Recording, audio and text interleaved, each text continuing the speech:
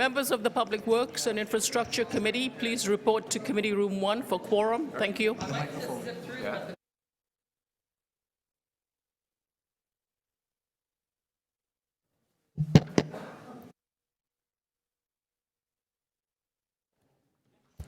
Public Works and Infrastructure Committee is about to begin. We need quorum. If the members would make their way to the committee room now.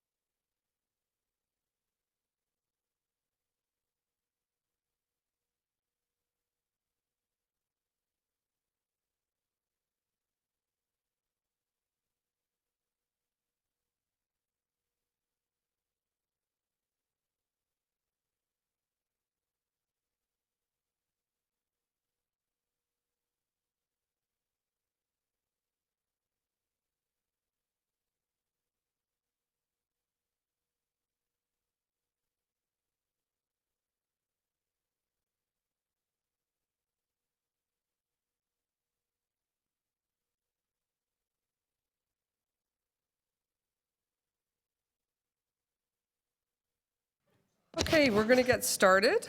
I'd like to call the meeting to order and welcome everyone here today. This is the meeting of Public Works and Infrastructure, and I want to welcome, of course, our committee members and any other members of council who are here. Councillor Ainsley. We have 12 items on today's agenda. We also have a presentation that we're starting off with. And for those of you who are in the room with us, the screens at the back of the room provide real-time updates about where we're at in the agenda and what's coming up next, so that kind of helps you understand the lay of the land. For those watching online, you can follow the agenda and debate on your computer, your tablet, or smartphone at www.toronto.ca/council. So I'll just ask for any declarations of interest. Are there any declarations of interest under the Municipal Conflict of Interest Act? Seeing none, can I have a motion to confirm the minutes from the last meeting? Councillor Holyday. All those in favor? That's moved. And I'm going to just run quickly through the agenda, and then I think we'll start with the presentation. So, item number 1 is 15.1, and that's a presentation, so we'll come back to that in a minute. That's Toronto Hydro Save on Energy. PW 15.2, award of tender call 2016 contract 17 TM 01 TP maintenance and operation of electrical, traffic control and related devices. Does somebody want to move that? Councillor McMahon, thank you. All in favor? That carries. PW 15.3, annual report lead and drinking water strategy. I just have to let you know that this is simply an information report. So can I get someone to move that? You want to hold it? Okay. I need another pen. Okay, thanks. Okay, and then PW 15.4, turn prohibitions Bayview and Parkhurst Boulevard, Sudan Avenue. Councillor McMahon would like to move that. Does the committee want to support that? Yes. So that is moved. PW 15.5, review of the feasibility of recyclable materials revenue hedging. Would anybody like to, Councillor Holyday will receive it. And that is passed. PW 15.6, Toronto Police Services Boards, response to City Council recommendations pertaining to school crossing guards. This is an information report. You don't get to. Unfortunately, we wish you were on our committee. Councillor Lee is moving that. Thank you, Councillor Lee. All those in favor? And that carries. PW 15.7, request for report on health effects related to streetlight technologies. One speaker, Madam Chair. Oh, right, we've got a deputation. Excellent. So we'll look forward to that. So we'll hold that in my name, the chair's name. PW 15.8, site alteration fill placement regulation. This is our dirt item. So who would somebody like to move that? Councillor, is that okay? Councillor McMahon would like to move that. And I'd like to vote on that. All in favor? That carries. And stop voting, Councillor Ainsley. I saw your hand go up. You're too enthusiastic. Okay, next item is 15.9. It's expanding electrical vehicles charging stations in Toronto. And there's one speaker on that. So we're going to hold that item in my name. And then 15.10, cycling facilities on Woodbine Avenue and Corley Avenue. And I think that, yeah, we have speakers, and I think there's some questions on that. I heard. PW 15.11, bicycle lanes and cycle track designation and associated bylaw amendments. We've got speakers on that, so I'll hold that again in my name. And 15.12, request for a report on bicycle licensing system. We have speakers on that item, and so I'll hold that as well.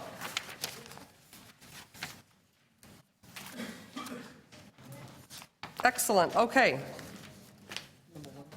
So we're on PW 15.1, which is Toronto Hydro Save on Energy Program Incentive Check Presentation. We love that here at the city, to Toronto Water. So I'd like to welcome our representatives from Toronto Hydro.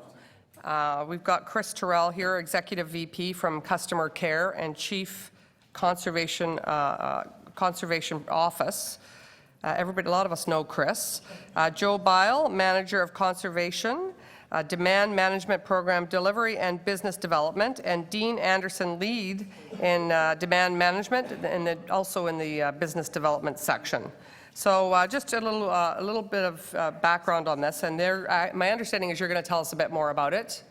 But with rising energy costs and a focus on environmental leadership, Toronto Water has launched a number of successful energy management initiatives over the past decade.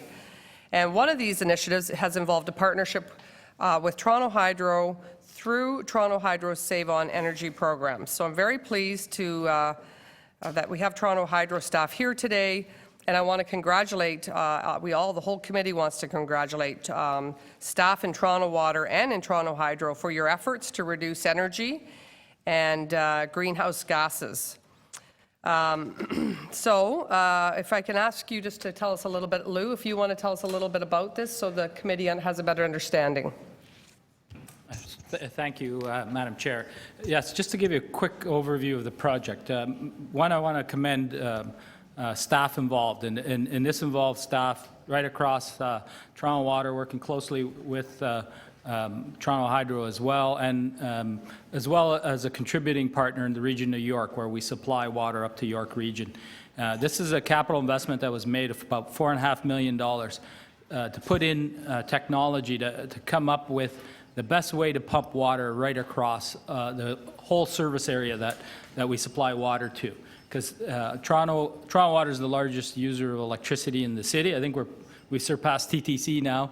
Our annual budget is about $56 to $57 million. Water treatment and supply alone uses about $33 to $34 million a year in electricity. So it's a key component of our budget and one that we watch closely. And this program that was put in place is a technology that it's an algorithm. It tells us when to pump water, at what time, based on the rates that are out there, what are the volumes in our storage reservoirs, which pumps to turn on. So it's an intuitive system that our operators are using now. And when we made the investment, we were hoping it would give us a payback in savings. What you see today before you is that payback. We had to document and validate that we were actually saving and we actually reduced our electricity consumption. And we did, and we're saving now 16.2 or close to 16.3 million megawatts per year reduction. And that's led to this check incentive, which Chris told me is the largest incentive they've given to a user ever. So that's good news. The other good news is not only was it a quick payback for us, when you add the investment that we made, take the incentive check, the payback is relatively quick because we're going to save anywhere between $600,000 to $1 million per year going forward every year on reduced electricity as well. So it's a good news story all around, fully implemented by our operations staff. They use it every day. If you come visit us at Central Pumping on Cottingham, our staff have it on the screen, and they're making their decisions using this tool. So I need to commend all of Toronto Water staff for diligence. It took quite a while to implement because it's very complex, but congratulations to them, and very pleased to see the outcome. One other quick thing.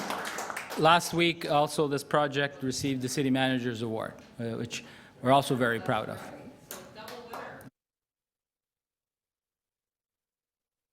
Yeah, just a few seconds. Thanks, Lou. That was a great description of the project. I just wanted to add, first, I wanted to congratulate Lou and his team, fantastic partners to work with, and the project is quite innovative. It hasn't been done too frequently in North America, so this is kind of a unique and very innovative type project. I also wanted to add that it's a real leadership thing. I think many other large municipalities looking at these types of applications will follow the path that Lou and his team took, and certainly the results will show that it is a good business investment in conservation to make these things to work. From a conservation perspective, this is really important to Toronto Hydro. We have an aging infrastructure that needs a lot of capital to address, and that we are looking at all conservation measures to help ease the capacity, give us a bit of headroom so we can, build out and take time to actually refurbish our assets, and this is really helping, gives us a bit of headroom. But it also sets us up and it gives us a bit of headroom for things like EV, introduction of EV, and the cap and trade type programs. So these are really important. We have the largest target in the province through the Independent Electricity System Operator, and these projects are really going to help us get there. So my congratulations to Lou and his team and the city for their leadership in conservation. Thank you.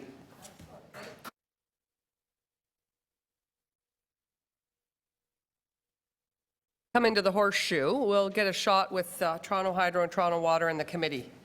Not Paul, you're out. No.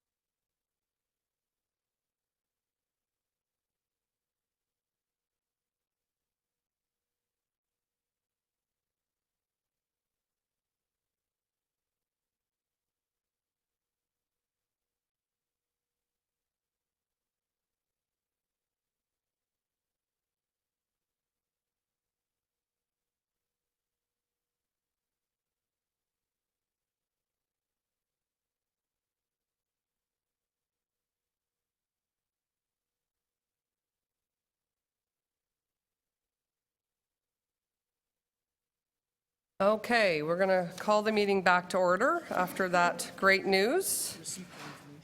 And so I guess I just ask that, I'll move to receive that for information. All in favor? That carries the presentation. And again, thank you to staff. Bravo, that's excellent work, and that's what we love to see happening at City Hall. So that's great news, and I hope that story gets out to residents. Okay, the next item we're going to move to is PW 15.3 Annual Report Lead in Drinking Water Mitigation Strategy. This is just really a report for information, just giving us an update as we ask for periodically. Any questions on this item? Would someone like to move it? I'd be happy to do it. Councillor Holyday will move it. And all in favor? That carries. We've already done PW 15.4 in the agenda rundown, as well as PW 15.5, as well as PW 15.6. So our next item has a deputation, and it's PW 15.7, request for report on health effects related to street light technologies. The deputant, if you could come forward, it's Hamish Wilson. And Hamish, is Hamish here? Okay, so I don't see him, so we're going to move on. Again, this was brought to us by Councillor Holyday and Councillor McMahon. Are there any questions for staff? Oh, okay, you would like to, you have a question? Oh, no, we've moved on from that item, Councillor Davis. No, she's gone down. You have a question on this? No, we're on health effects related to street light technologies. No, we moved it. It moved. Okay, we held it, it was held, Councillor Davis? It was held. It was held, and then we came to it in the agenda, and we moved it. Thank you. So- Specifically asked, I'm chairing the meeting, my staff came to get me as quickly as they could, came down to this item. Okay, thank you.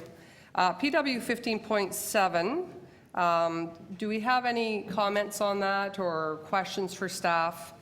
The councillors who brought it forward, do you have any questions, or do you want to just move it? Because we don't have a speakers and we'd like to move on. We've got lots of items here. Okay, you'll move it? So Councillor Holliday's moving PW.7. All those in favor? That carries unanimously. Next item is PW 15.9. Also, we held this because I think, did we have a deputation? Yes, we do. We have one, and the gentleman's name is Todd Anderson. Is Todd here? Oh, we're striking out here. Okay, Todd is not here.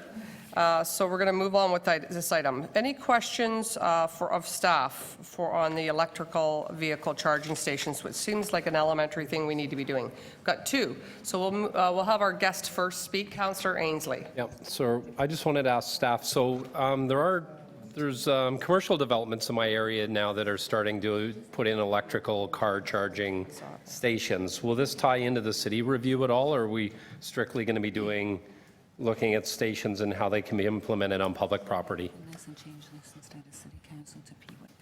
Who is? Council Holiday, he just moved it. So through the chair, the pilot project we're doing will be solely on public property, so in the public right of way. Okay, will there be any tie-in with private sector development on charging stations, or? Through the chair, not specifically for the pilot. Sorry? Not specifically for the pilot. Okay, all right, thank you.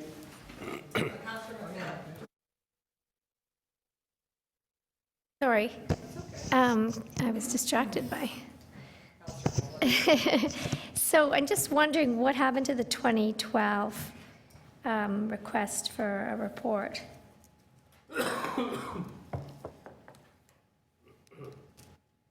So through the chair, we were working very closely with Toronto Hydro to bring forward the pilot in 2012.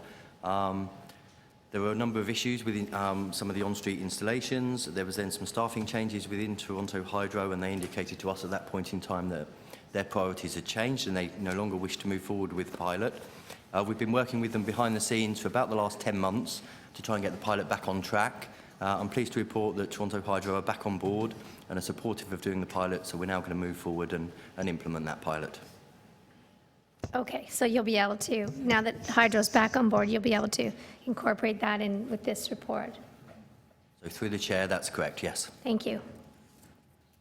Councillor Holloway also has a question. Thank you, Chair. Can anyone tell me, do we have any measures right now to increase the prevalence of electric charging stations in private developments, such as all the new condos that we're building with large parking lots and lots of parking spaces and infrastructure? Is it a planning standard? Is it something else that falls under another department? So through the chair, I'm sorry, Councillor, I'm not sure. I can take that away and check with my planning colleagues and then come back to you. Okay, thank you. Okay, I've just been advised Todd Anderson is now here. Is the committee willing to just let the deputant speak then? Yeah. Todd, if you could join us at the table here. Welcome. We just went into questions, so I'll restart your time here. And you've got a slideshow? Yes. Okay. Do you need technical support, or are you good? Could we help this Todd with his slideshow?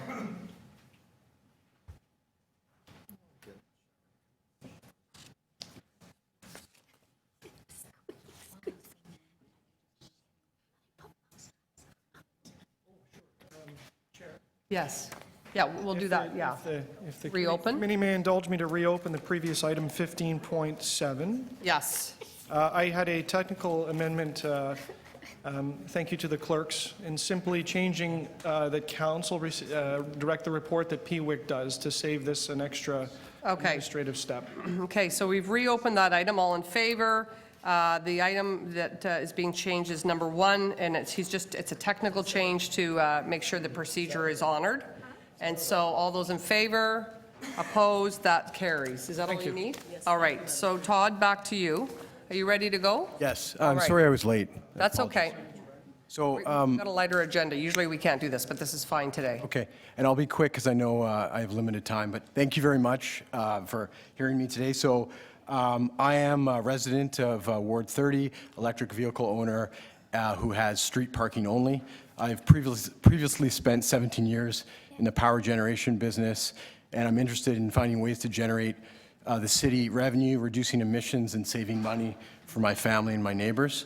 I'm going to be very specific. I have a specific proposal I'd like to make, but I'm going to hurry through this first part. So what's the benefit? So as you can see, the average electrical vehicle owner saves about $2,500 a year compared to a gasoline vehicle. So residents of Toronto could benefit from this current on-the-shelf commercial technology. I spend about a charge, actually it says $2.82. I probably spend about $2 a charge. It gets me close to 100 kilometers.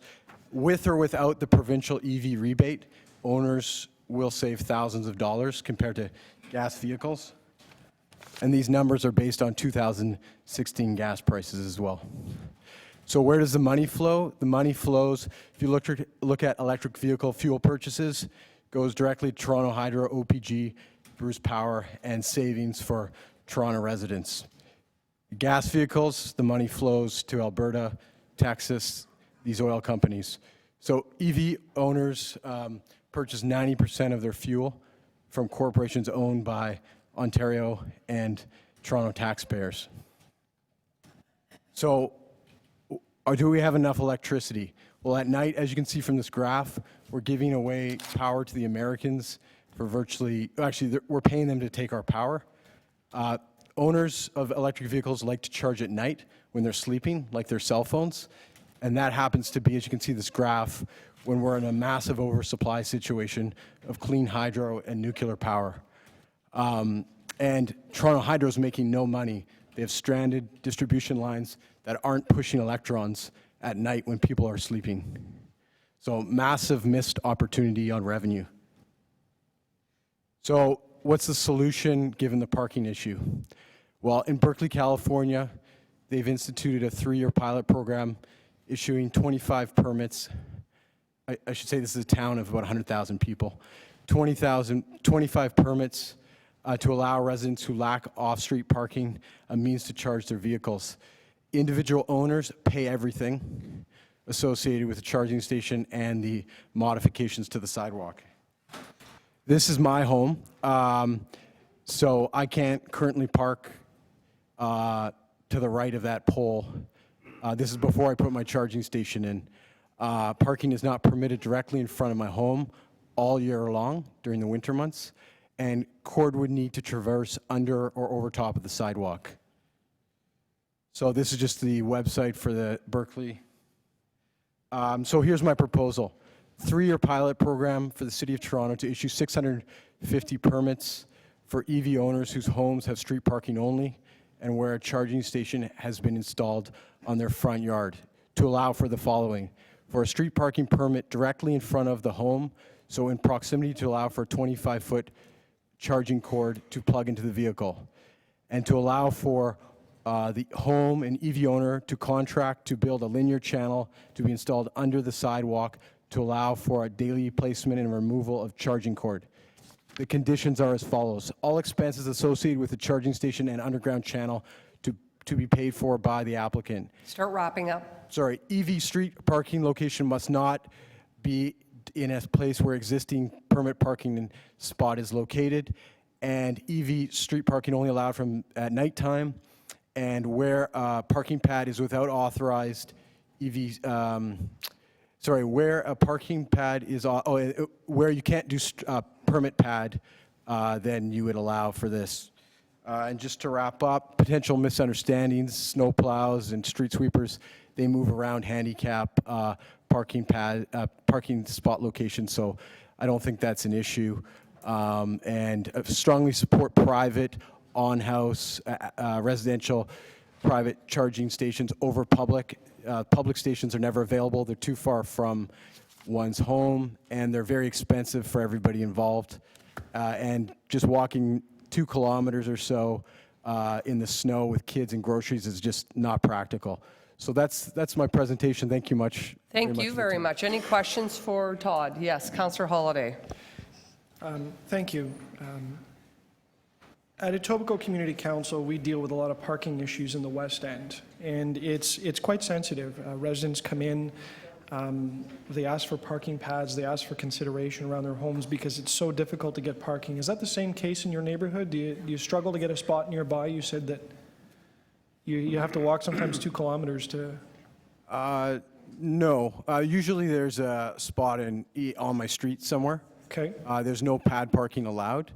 And my proposal is just for where no one is already parking, so where there isn't already a parking permit allowed in front of the owner's house, they would be allowed to have a EV charging spot. So you're not actually taking away from an existing permitted spot. So can you explain that? Because I thought permits worked on a block basis. So it wasn't, they weren't spots that were assigned. It was, you can permit in this, you can park in this zone if you have a permit. Sorry, and so a lot of streets in Toronto have parking islands. So there'll be, a few cars on an entire street can park on a side of a street. So just islands, not the entire street is used for parking. And it would be for those parking islands where a EV permit spot would be allowed. Do you think that if you were given an EV parking spot in front of your home, that your neighbors might feel upset, or it may feel it's unfair because you've got a spot now right in front of your house that is essentially for you because you've got the car? So I've pulled every single one of them on my entire block. I've got 99% on board. And no, because I'm not taking away from an existing spot. I'm actually opening, currently I park in permit parking, and I'm taking my car out of that permit parking area to park in front of my house. So I'm actually opening up an extra spot for folks. Sorry, permit parking in a lot nearby? No, on the street. So Street. I'm currently parking in the permit parking area. Okay. All along the street. In front of my house, you're not allowed to park for no particular reason. Oh, I see. There's just no parking at all. Yes, for no particular reason, but I'm parking in front of there, so I'm actually opening up a spot. So all along my street, you have parking islands. Now, what about the other side of the street? Can you park across the road? That's permitted parking, so I could park across the road, but that entire side of the street is used for permit parking. So I would not suggest that we take away no one should charge their EV vehicle on that side of the street. Got it. Thank you. Yep. Ben?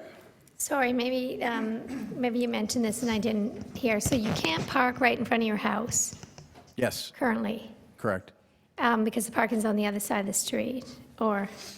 Parking's on the other side of the street, and there are parking islands, so 2 spots spread out on my side of the street periodically. There's about 5 parking islands on my side of the street. Parking islands are typically like 2 cars are allowed to park there, but directly in front of my house, you're not allowed to park. That's correct. I'm not, I don't have these parking islands in my ward, so I'm kind of curious about them. But, so has anyone ever explored the possibility of parking? Is your street not wide enough to have parking on both sides, or?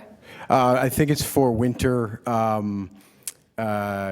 December to March, they don't let anybody park on my side. Okay. And then during the spring and summer months, they allow these parking islands. No one's ever explored, I don't think, whether you could park spring and summer all year long on my side of the street. I'm not sure if that's been looked at. So maybe that's something, yeah. And then the Berkeley idea, have you been to Berkeley, or you just have done all the research? No, I've just done the research on the internet. Okay, but that's kind of what you're looking for. You think that's the Yes. the best solution? Yes. Okay, thanks. Thank you. All right, so I think we've moved past questions of staff. Is there any speakers on this item? Oh, Councillor Ainsley is our guest, so he speaks first. Go ahead, Councillor I thought Ainsley. I was the honorary member of the committee. No, we are not adopting you. All right. So, We have Anthony now, so we're... morning, Councillor Perruzza. So to speak on this item, I think the pilot project's a good concept. I supported it when we did it in 2012. I can see a lot of issues though around, so I'm in the east end of Scarborough. We have a 3-hour parking limit in front of our houses. Tickets are done on a complaint basis. I can't see this being a huge issue. If people want to do it in their own homes, I can see it in other areas of the city where you have to get a parking permit and people fight for spots on the street. I can see a lot of issues around that. And then I have trouble with the whole idea of a concept of a pilot project. As I mentioned earlier, I have commercial developments in my ward that just, they put up an electric car charging station, the First Capital Realty in Morningside, at Kingston Road in Lawrence. They put one in when they redid the plaza. And I said, shouldn't you do a survey or, how'd you do that? Is this a pilot project? And the manager said to me, no, we have a lot of demand. We get asked for it all the time. We're starting to roll them out in our plazas right across the city. And I think that, if, it's 2016, we're looking at doing a pilot project in 2012. I think, for lack of a better word, that ship has sailed. We have commercial developments that are showing us how to do it, and it's not with a pilot project. And I think, we need to move this forward. There is a demand out there for it. The one in the local plaza, I see it being used all the time. I don't know if there's really a need for a local plaza. I think we should just start looking for opportune places, whether it's recreation centers or parks, starting to roll them out. And let's do this. Thank you. All right, good. Wow, you were brief too. Effective and brief. You got it all, the whole package. All right, who else would like to speak on this? Councillor Holliday and then Councillor McMahon. Thank you, Chair. I have a small amendment, and that's just to put an item E in addition to the items under number 2. And that is simply to also request in the report back a strategy to increase the installation of electric vehicle charging stations in new and existing private locations, including residential developments, parking lots, industrial, commercial, and retail sites. So I'm just trying to find out where and how we can increase the installation of this equipment in all the new condo towers that are going in. I don't understand, if we're looking towards the future, towards electric vehicles, why we're not encouraging the installation of this equipment. It seems to me that during construction is an easy time to add this. And maybe there's a rough-in for a charging station on every parking stall. Maybe that's where we need to be going. And there's those countless shopping centers, malls, commercial places where people work, where I wondered if we could increase the prevalence of these charging stations there through some policy levers in the city. The one caution I will give on this, and it is specifically item 2D, which is the installation of EV stations in the right-of-ways. And I thank the deputy for coming, but I also draw on experience that I've got at the Etobicoke York Community Council, where parking is such a passionate and difficult item to traverse. We have countless scores of residents appealing parking pad submissions because they're just trying to find a spot, let alone a spot near their home. My fear is that if we create charging stations and zones in front of people's individual homes, we essentially give them a de facto private parking space. That is, that charging station will be known that it's for their vehicle, it will be for electric vehicles only. And I fear that that would create an imbalance in the neighborhood and quite a bit of difficulty for a lot of the other people around them. And for that reason, I'm not saying we'll never do this. I just need to understand how we will tackle that issue to find a fair way to allocate these, and I think we need to think about it a little bit more. So I can't support that particular segment of this request. But otherwise, I look forward to the future about having, I'd love to have an electric vehicle myself and know that I can find places to plug it in and to charge it up. Thank you. Thank you, Councillor Holliday. And Councillor McMahon is next. Thank you very much, and I'm fine with that amendment to the motion. So I brought this forward, and I am happy to do so, and thrilled that now Toronto Hydro is on board, so we can continue with all the work that was done from 2012 onward. But I think, as you can hear from the resident today, and I'm sure other councillors have received emails and phone calls from residents inquiring into this, people want to do the right thing. They want to get an electric vehicle, but there's an obstacle. And I feel we're way behind other cities on this aspect. And we are always Toronto the green, but we need to clamber back to get that title on this aspect. I think we should be looking at everything and anything, parking stations, charging stations, in schools, TDSB, Catholic Board, universities, city rights of way, private property, as was mentioned by my colleague. And I wouldn't rule out the homeowner private property as well. And I think that's a really interesting concept that was shown to us from Berkeley. So I know we'll be exploring what other municipalities are doing, including Berkeley. So I look forward to hearing about that. And yes, I agree with Councillor Ainsley. Forget about the pilot, just do it. People want to be, it's a sustainable thing to do, it's a smart thing to do, it's a savvy thing to do. Let's do it. Thank you, Councillor McMahon. Any other speakers from the committee? Okay, I have a motion. I have a couple motions. So I agree with all my colleagues on this issue. I'm very passionate about it, as I can see are you. And I feel we can't move fast enough on this.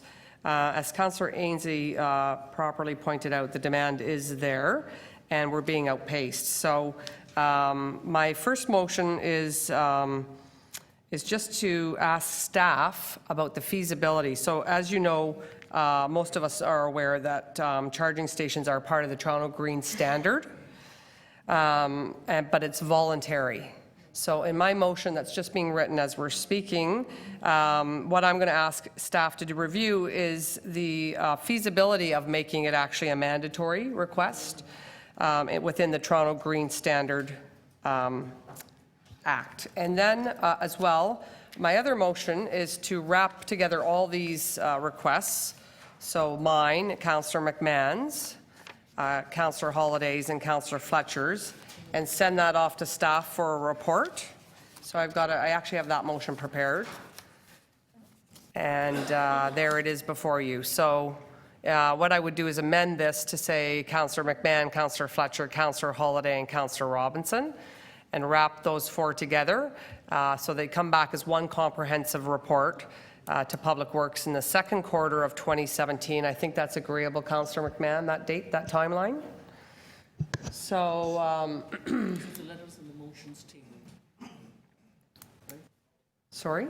The letter and the motions table.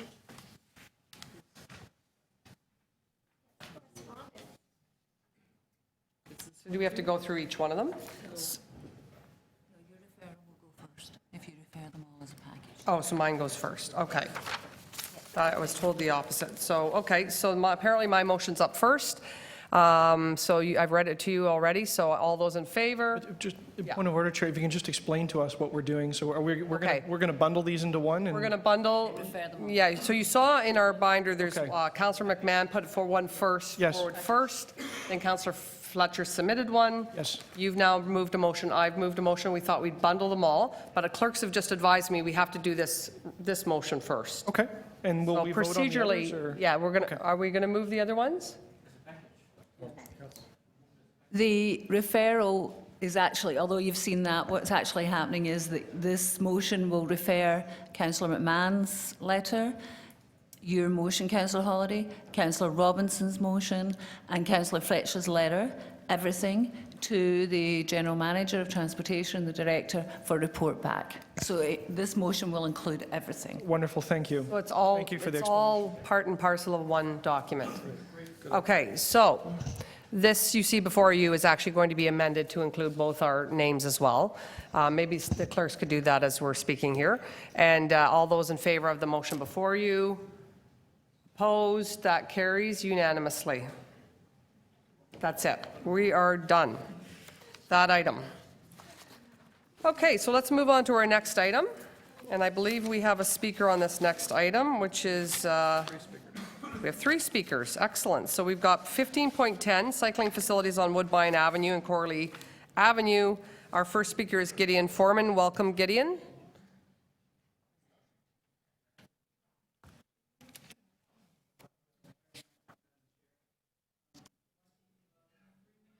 You have 5. 5, thank you. I probably won't take the full. Thank you very I have much. questions for you, too. Okay, thanks very much, Madam Chair and members of the committee. As the Chair mentioned, my name is Gideon Foreman. I'm with the David Suzuki Foundation. I much appreciate the opportunity to speak this morning. Our foundation has a long-standing interest in reducing greenhouse gas emissions, as you know, with David Suzuki as one of our founders, not surprising. We're especially concerned about greenhouse gases in the transportation sector, so we strongly support the growth of infrastructure that promotes safe cycling, and so we're here today to endorse the recommendation to install cycle tracks and bicycle lanes on Woodbine Avenue. In reading the acting general manager's background report on Woodbine, I was struck by how well suited this avenue is for bike lanes. One doesn't always find that, but I think it was particularly so in this case. First, as you know, the lanes have significant local support.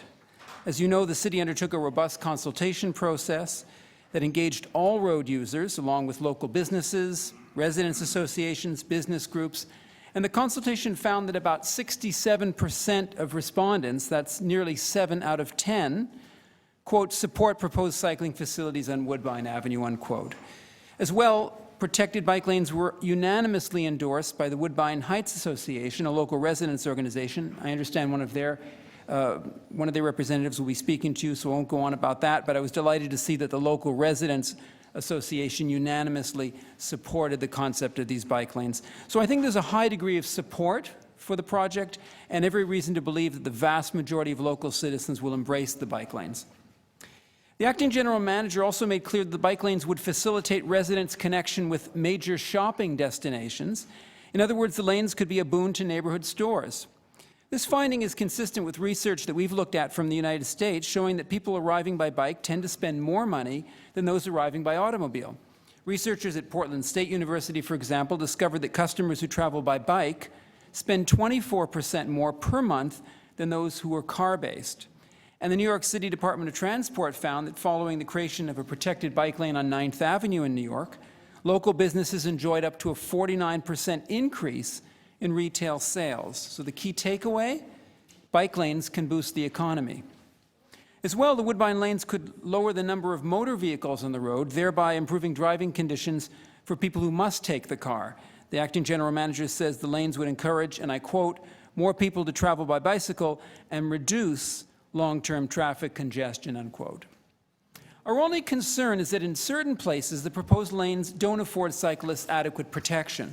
The Girard to Kingston Road section currently provides bollards only on the northbound side. To ensure the safety of both cyclists and motorists, it's vital the design is tweaked so that bollards are also placed on the southbound side. A similar problem, as you know, arose during the designs of the lanes on Bloor, a section of which, like Woodbine, is about 12.8 meters wide. City staff found a way to provide bollards on both sides of Bloor, and we believe they can do likewise on Woodbine. Finally, we're concerned that the southernmost leg of the lane, from Kingston Road to Queen, includes no bollards whatsoever. We recommend a slight narrowing of the parking lane to accommodate flexi-posts and reduce the danger of dooring. In summary, Madam Chair, we believe that with our suggested amendments, the bike lanes will have a series of co-benefits. They'll satisfy residents' requests for safe cycling infrastructure, they'll bring more business to our local retailers, and they'll help unclog our congested roadways. Thank you again, and I'd be happy to answer any questions. Thank you. Pleasure. I see none. Thank you very much. We're going to move on to our next speaker. Thank you. And that would be Phil from Woodbine Heights Association. Is Phil here? Oh, welcome. Tell me how you say your last name. It's a point of dispute within my family. Oh, dear. Half of Me them too. say Pothin and half of them say Pothin. In reality, the letter is in Malayalam and the letter is somewhere between the two, so Pothin is fine. Okay, I like that. All right, here we go. You have 5 minutes. Sure. Good morning, esteemed committee members. My name is Phil Pothin, and I'm the External Affairs Officer, basically the spokesperson for the Woodbine Heights Association. We're a community association working to reinvigorate Woodbine Avenue north of Danforth as a neighborhood main street, and to strengthen the broader neighborhood, which is bounded in loose terms by Coxwell Avenue, Main Street, Danforth, O'Connor Drive, and Taylor Creek. Our association reviewed this proposal at our general meeting in June of this year, and our membership voted overwhelmingly, actually unanimously, in favor of it. We support this project not just because it will promote cycling safety, which is of course an important concern, but because it will go a long way towards ameliorating the injuries inflicted on our once healthy pedestrian commercial strip by a series of bad municipal traffic and land use planning decisions. First, the proposed bicycle lanes, flexi posts, and a lane of permanent parking on Woodbine, which currently doesn't exist, will create a much-needed spatial buffer and physical barrier between pedestrians and fast-moving vehicles that will mitigate the feeling of danger and discomfort on the sidewalk. Second, in combination with the edge lines recently installed on the O'Connor Bridge, we believe protected bike lanes along Woodbine will attract new cyclists, i.e. customers, from our business members' point of view, who have currently been too intimidated to ride in mixed traffic. We are optimistic that Woodbine will become a preferred route for cyclists commuting downtown, to the beach, to the subway, or Danforth. Further, given the influx of young families in our neighborhood, we're excited at the prospect of making Woodbine a safe and comfortable place for children, their parents, and young people to ride their bikes to the beach and neighborhood activities. There are numerous community centers, Legion halls, and the beach itself, which are all situated on or in close proximity to this bike lane. Third, protected bike lanes with associated bicycle parking and increases in cycling traffic will help to compensate for what we've observed as a serious problem in the neighborhood, which is the observed tendency of motor vehicle traffic to simply speed through the neighborhood and not frequent local businesses. Studies in other Toronto neighborhoods, which are similar to ours, suggest that cyclists are much more likely than motorists to stop and frequent Main Street businesses. And bicycle parking will be available to let customers stop in throughout the day, including during the morning and afternoon commutes. Now, just to explain this, so right now with the current structure of the street, not only is there not adequate cycling infrastructure, but during the key hours when people are passing through the neighborhood, it also isn't possible for cars to stop. So this proposal would actually provide parking during hours where there is no parking now. So even from that aspect of it, it's a superior plan. Fourth, we are optimistic that bike lanes will stitch together the gaps in Woodbine's commercial strip that have been created by storefronts that are vacant or occupied residentially now, and eventually attract customers and new commercial occupants to heal those gaps.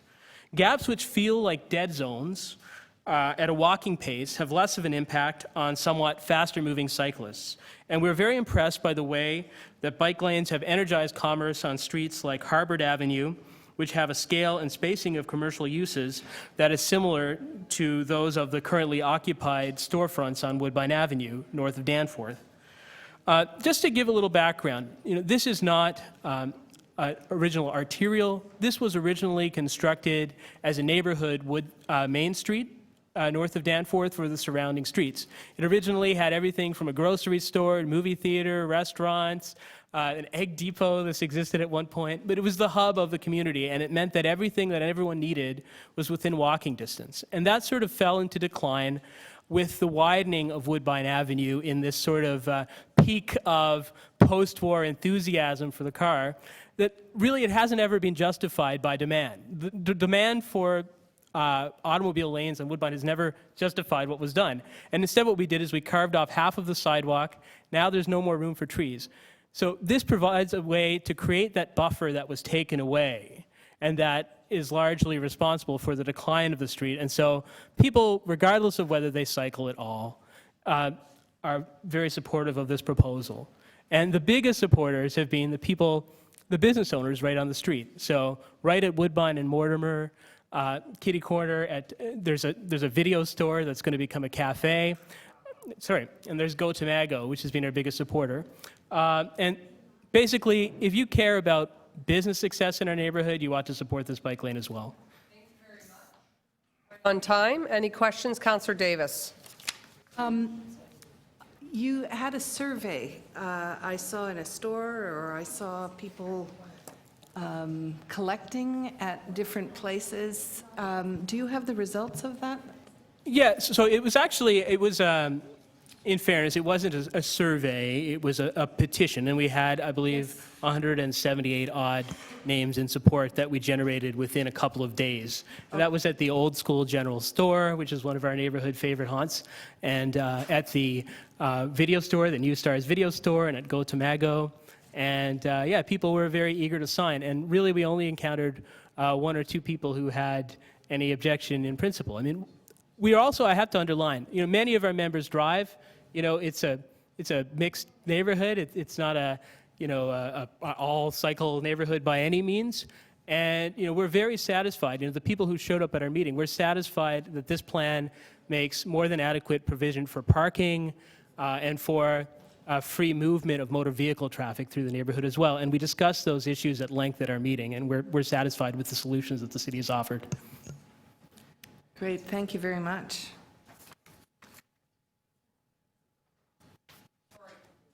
Any other questions? Seeing none, we will move to our next speaker. Jared, I think you're up next. Kolb, welcome, Jared, from Cycle Toronto. Good morning, everyone. Madam Chair, members of the committee. It's nice to see everyone again. Happy fall. It is, I'm of course here, Executive Director from Cycle Toronto, and I'm here in support of the Woodbine cycle tracks and bike lanes. From our perspective, the Woodbine bike lanes and cycle tracks offer a really, I think, important opportunity to connect some very important gaps in our cycling network. It is when we talk about a citywide minimum grid of protected bike lanes, bicycle lanes, and trails, we very much view Woodbine as a key part of that. Our local groups, our Ward 31 Bikes group and our Ward 32 Spokes group participated extensively in the consultations, and that included meetings, it included drop-in sessions, and it included site walks itself with city staff. We had identified several concerns with the proposed design, and our local group's primary of which is not creating a fulsome connection right down to the beach that is physically separated from motor vehicle traffic. That being said, in dialogue, with city staff, we recognize that the road construction is planned for the section south of Queen in 2017 to 2018, and so we're happy with the proposal that's come forward today, and we look forward to continuing to evaluate it in the coming years. So I'd urge members of the committee to support this really great proposal, and kudos to city staff for the hard work that they did on this. Thank you. Any questions for Cycle Toronto? Seeing none, we're going to move on. Okay, so any questions of staff? Thank you, Jared. Councillor Davis goes first. Thank you very much. I wanted to ask the obvious questions that relate to the issues that did come up during our consultation. When we're moving from 4 lanes to 2, what are we doing to address the potential impact on traffic flow?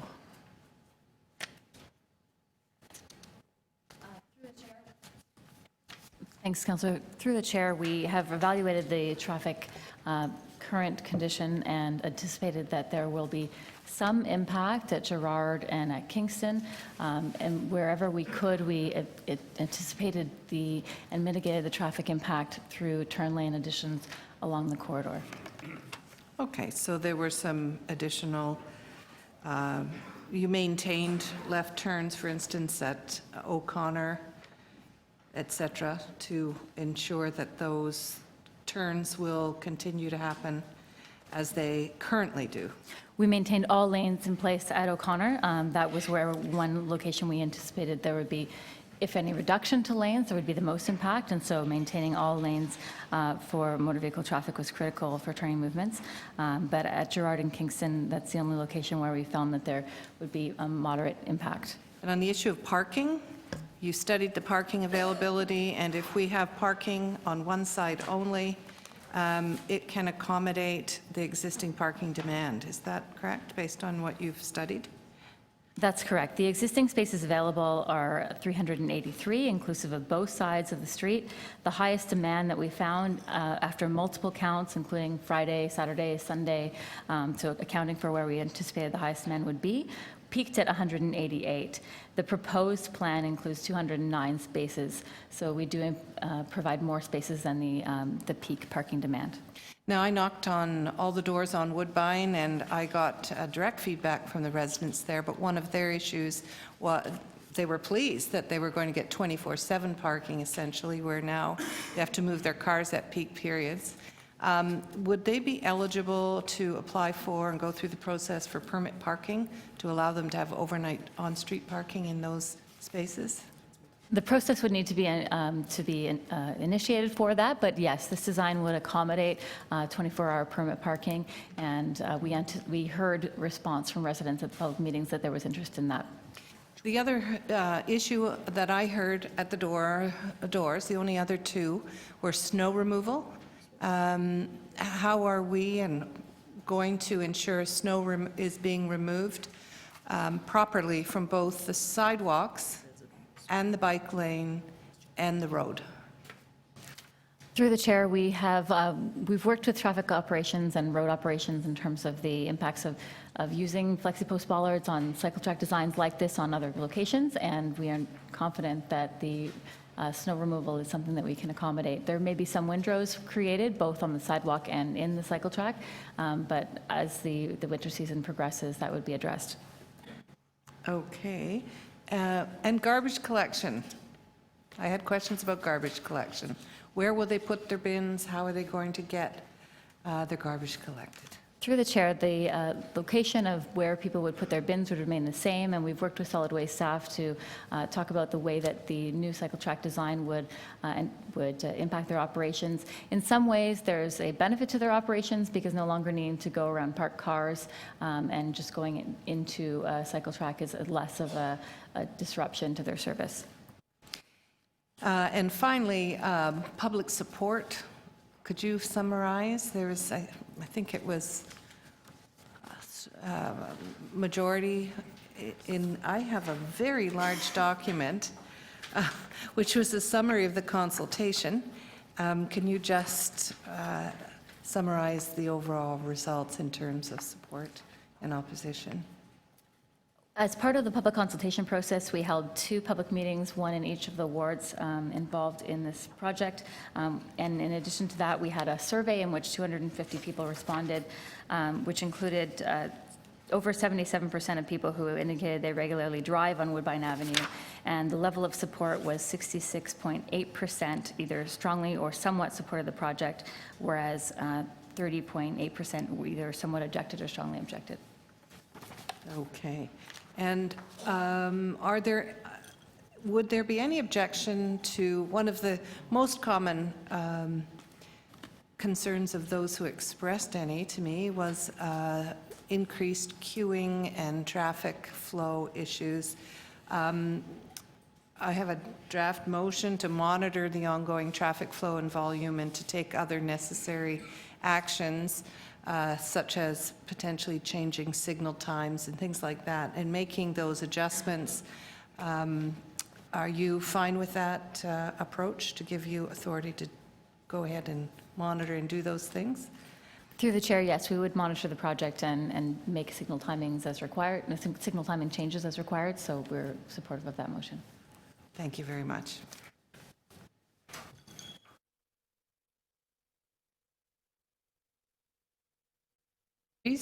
Councillor Holyday would like to speak next. Oh, questions, that's what I meant, actually questions, and then Councillor McMahon.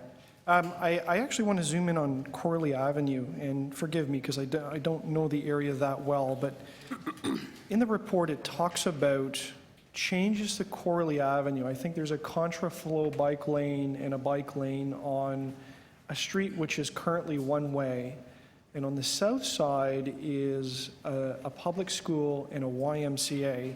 and there's some change to the drop-off and pickup area, and I wonder if somebody could talk me through that.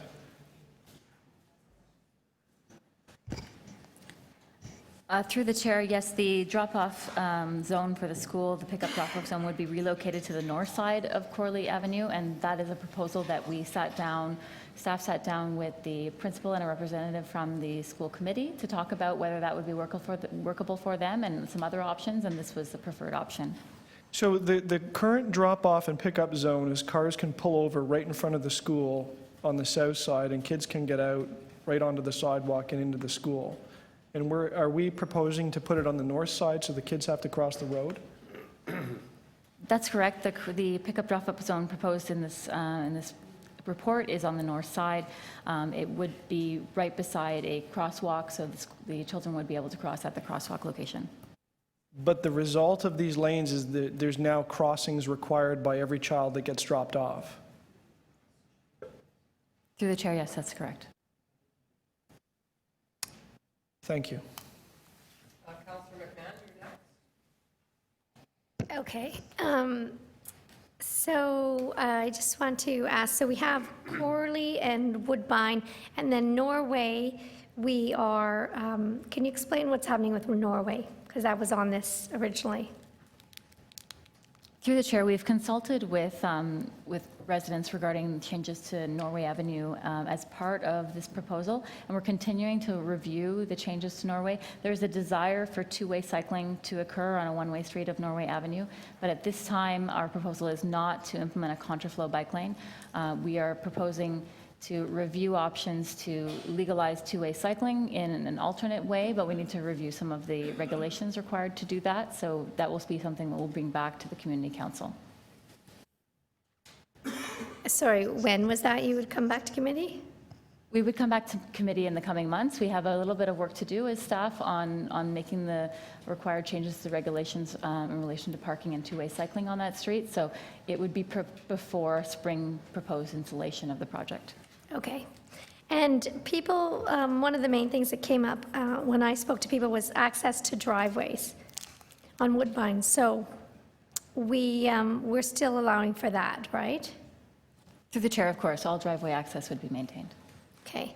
And then the timelines for our exciting new lanes?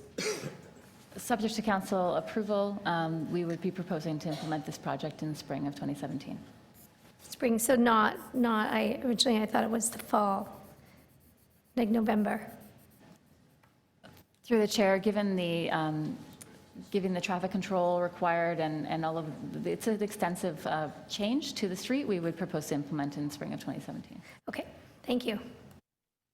Any other questions for staff from visiting committee members or committee members? Seeing none, I will move to comments. Councillor Davis. I have a motion that I think that Councillor McMahon is going to move. And it is to request staff to monitor the implementation once it's put in, to identify any changes that might be required to accommodate the traffic flow and volume. I want to start first by saying a huge thank you and congratulations to our staff. This was an amazing process. It was a broad, deep consultation. It was done in a way that gave incredible access to the residents of our community to have input on this bike lane. I think about the first bike lane that went in Ward 31, and that was probably in 2008. And I have to say there has been a fundamental change in public attitudes towards cycling and a huge increase in the number of people who are cycling. There was a lot more resistance on the Cosburn bike lane than I've experienced on the Woodbine bike lane. I did go door to door in both instances, and this time I spoke to about 90 families, which is a pretty good rate considering the number of homes that I knocked on.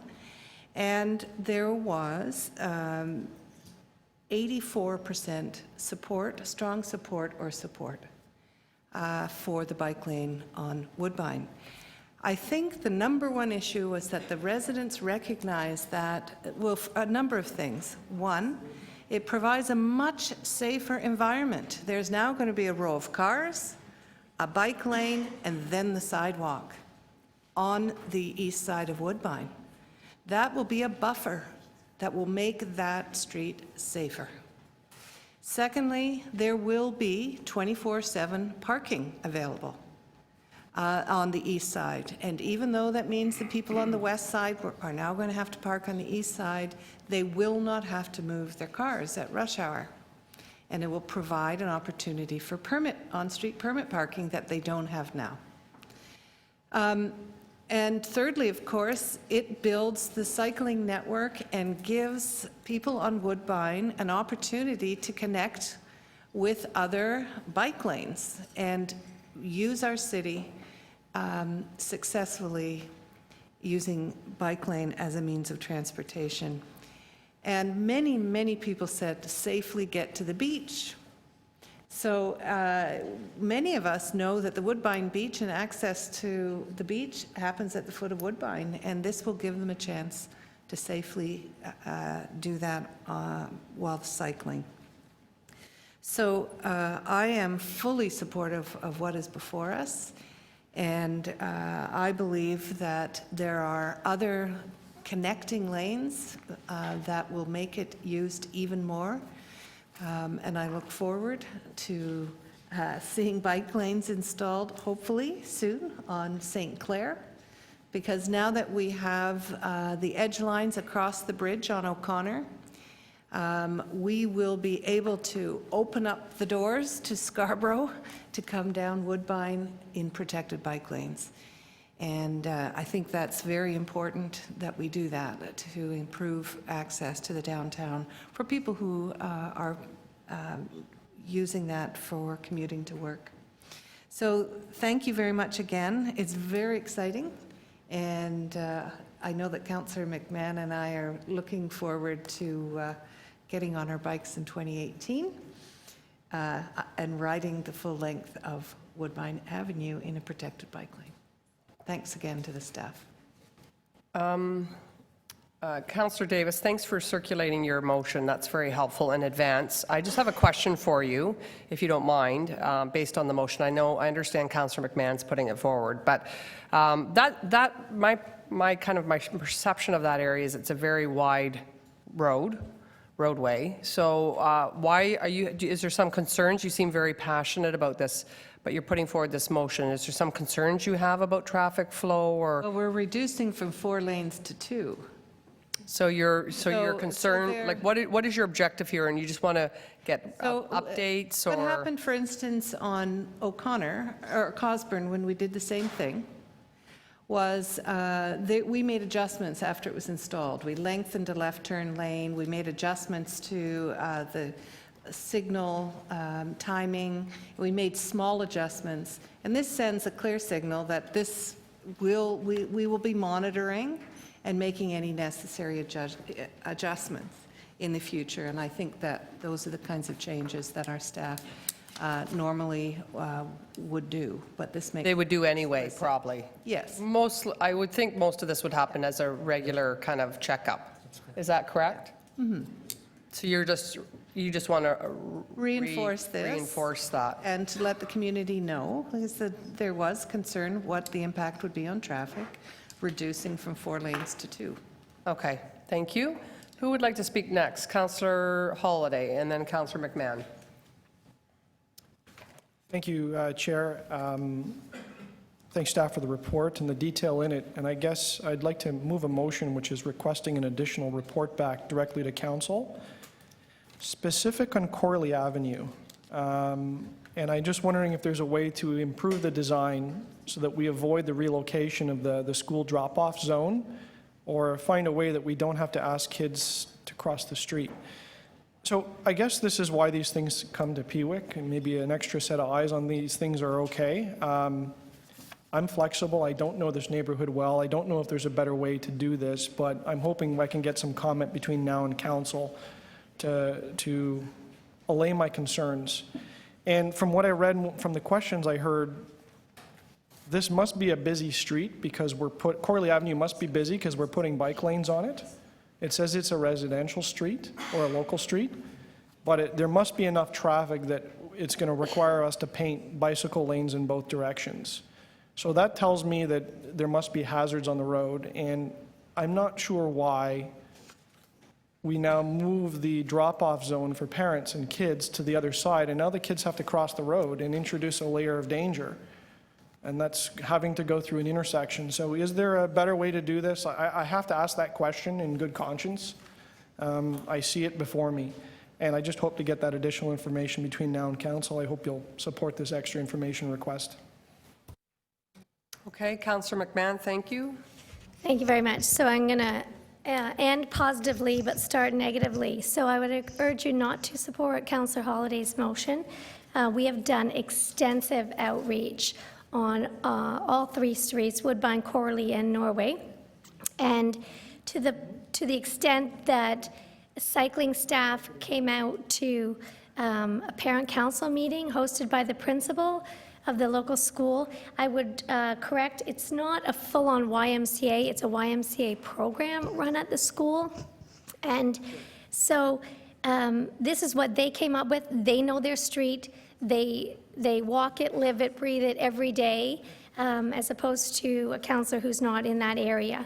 As was mentioned, it's beside a crosswalk, and you know, the danger to me, which is a bit of a pandemic around Toronto, is the drop-off zones at schools where parents are driving madly, wildly, all over, parking all over, haphazardly, up and on the sidewalks at times. I've been out there with my police and my parking enforcement, and this bike lane will encourage children, more children, to bike to school, which is the safer way to go because they're going to be in a protected lane coming up or down Woodbine and in a contraflow lane on Corley. And this was a solution that the local school and parent council community came up with.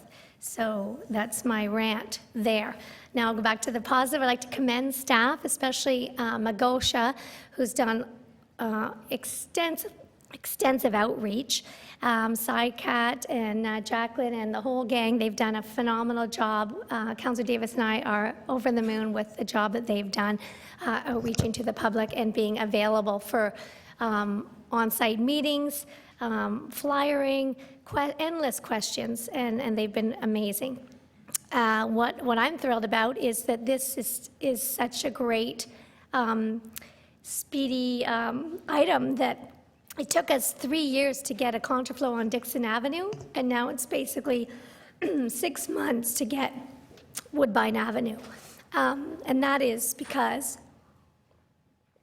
it is part of our 10-year cycling plan that we all adopted, and there's been funding allocated, and that is the right way to do the business of bike lanes across the city.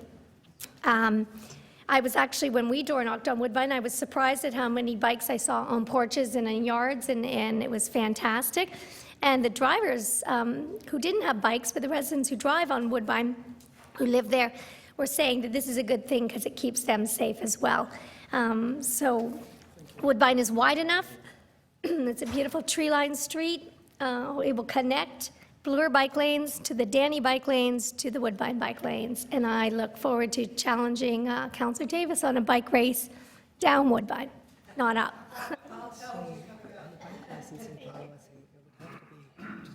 Are you okay? You done? Okay. I didn't know if you're just drinking. Any other, I guess, comments or you're okay? Okay, well, I guess we'll vote. We've got quorum. So we've got 2 motions before us, and we'll do them, I guess. Yeah, so how do we, who goes first? Which motion goes first as their place? So I guess Councillor Holliday's, and then Councillor McMahon's was formally placed after that. So the first item is before us. It's on the screen, should be on the screen. So all those in favor? Against, opposed? That loses. And then we've got Councillor Davis's motion, which is really what staff do as part of the whole process, but she wants it reinforced. So if we can just put that motion on the screen that Councillor McMahon's put forward. All those in favor? Opposed? That carries. Oh, as amended. Yes, I'm sorry. That's exactly right. Adopt as amended. All those in favor? Adopted as amended? Can we have a recorded vote? Sure. Thanks. Absolutely. Could we have a recorded vote? On the item as amended, all in favor, please. Councillor McMahon, Councillor Robinson, Councillor Lee, that's 3. All against, Councillor You wanted that in there. Yeah. Okay, that's it. That item is a wrap. So we're moving on to our next item, and we have a speaker on this. Hamish is now in the building. PW 15.11, bicycle lane and cycle track designation and associated bylaw amendments. Hamish, you're up. Morning. Delighted to be here so early in the morning, and I don't mind missing a dep if it means getting out of here by noon, at least. This particular item, I think we can probably all agree, I hope, that it's about bike safety improvements, more or less. But for me, it's a question of balance, shall we say, in that, yes, we're improving some things, and it's good to get the safety improvements, but I do wonder if it's an imbalance in terms of improving something that's not bad versus neglecting things that are otherwise not okay. And sometimes these larger projects do manage to eat up the bike budget versus, say, simple paint in some places.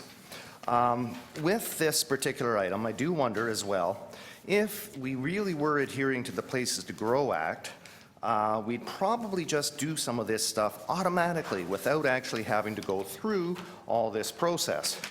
The Places to Grow Act has been around for, what, 10-odd years. In the transportation sections, 3.2.2 and 3.2.3, there's a lot of things that sort of back up what I'm saying about it needing to be automatic. 3.2.2.1, transportation system within the Greater Golden Horseshoe will be planned and managed. 2, a list of things, including providing for the safety of system users, being sustainable, offer a balance of transportation choices that reduces reliance upon any single mode and promotes transit, cycling, and walking. So it is about balance. Maybe our transportation system isn't so planned and so managed. I think those might be weasel words. With the imbalance that I see, there are a lot of gaps, shall we say. And the only places that I've really seen the Places to Grow Act applied to our road reconstructions and maintenance really is the Danforth from Pape over to Dawnlands, where when it was repaved recently, it was done like the section from Broadview to Pape, and it was an improvement. It did make a difference. It did improve the cycling conditions to Dawnlands, which was in the bike plan for bike lanes. It didn't happen. But when we get over to, say, the West End in Councillor Bailow's turf, Lansdowne was repaved north of Bloor to Lappin, and now, like, this was when it was already approved for bike lanes, and nothing happened, and now we have it removed from approval 5 years later or so. So how come? This, I'm sorry, I don't like having things ignored and ripped out, even though Lansdowne is far less important for safety than, say, other things. Because if you are concerned about safety in the downtown core, may I bring to your attention once again a set of crash stats that don't include the streetcar tracks. And my goodness, I think there's a pretty consistent pattern. And what are we doing about it? Maybe not enough. I think there are a lot of gaps in the system that need filling up. Rather than, say, improving things down here, maybe we need to actually improve intersections up here or fill in that little bit of Bloor Street East that was in the bike plan between Church and Sherburne. Because there really is a set of inconsistencies with how we do things. This is the old bike plan. Shows sort of a network, but a lot of gaps. It's worse out in Scarborough, quite honestly, where about maybe 10% of what was proposed for painted bike lanes has in fact not been done. I think you'll find such a gap between what the plan was and what we've done. It's really substantial. So when Councillor Bailão talks about how long it took to get the rail trail done, oh, years and years and years. Well, it's millions for that. But say in Scarborough, that bit of Bloor Street East, which is cheap for $25,000 to do, how come the millions for that gets support, and the off-road is inherently less safe for women because it's off-road.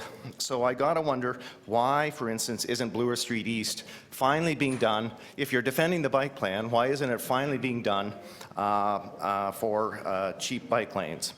Further imbalance is how we actually count our crashes. In the newer bike strategy that just went in, let me try and find it, shuffle the paper. You actually discounted how we are counted in the center of the city.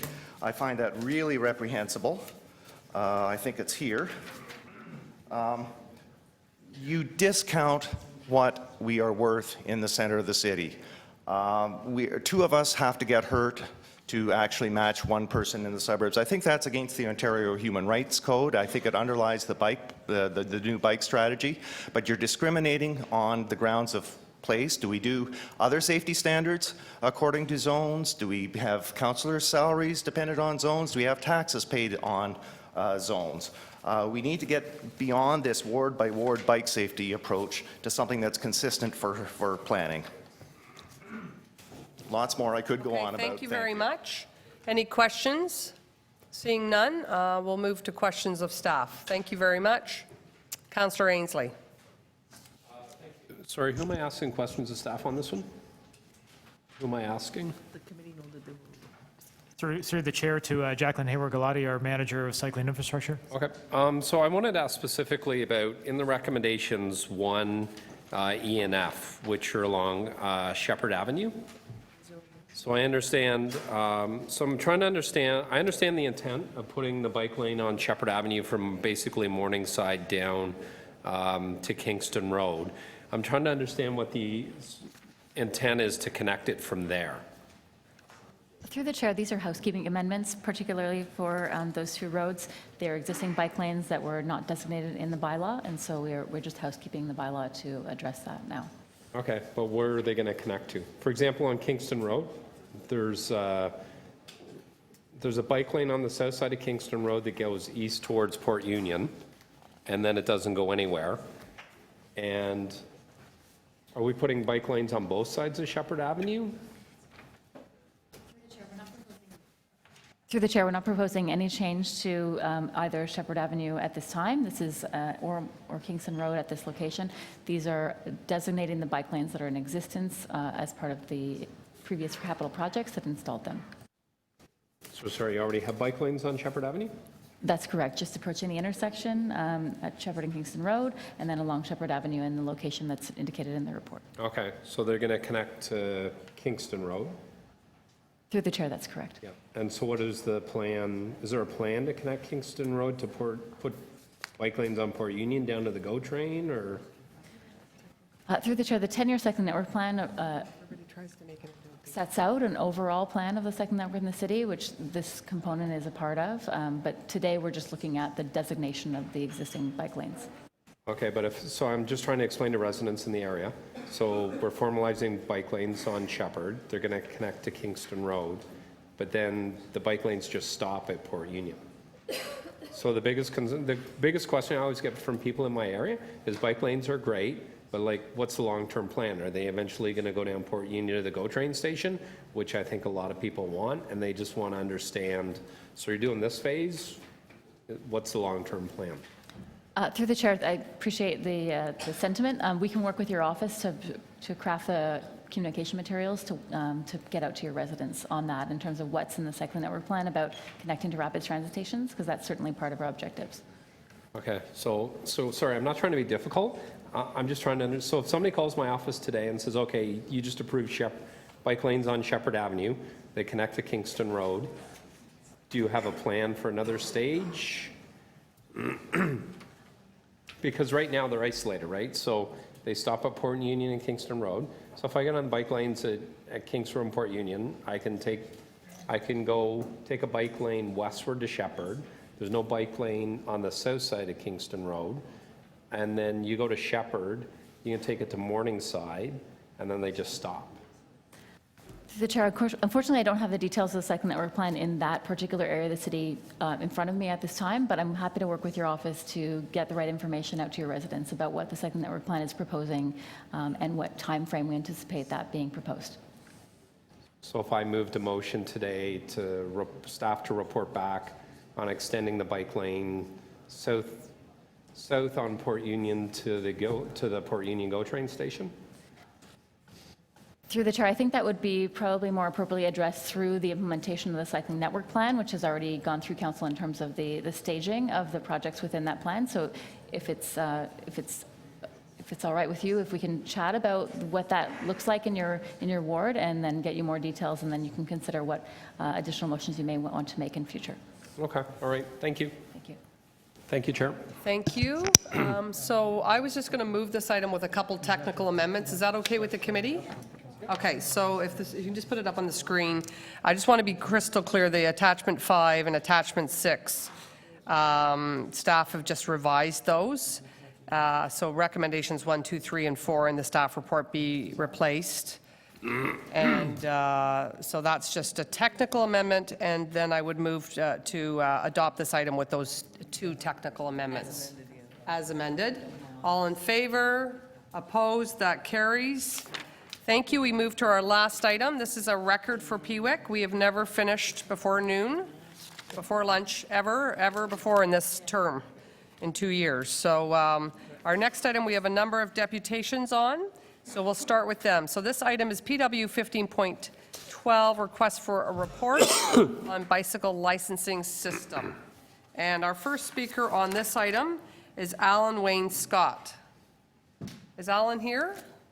Okay, I see that he's not here. So our next speaker is Jared Kolb, Executive Director of Cycle Toronto. And there's 4 speakers, but there's an additional speaker here, just in case you don't realize there's been one added, a 5th speaker. Where is he? Is he gone? Oh, there he is. Perfect timing. You're up. Your timing is impeccable. So you've got 5 minutes. Thank you.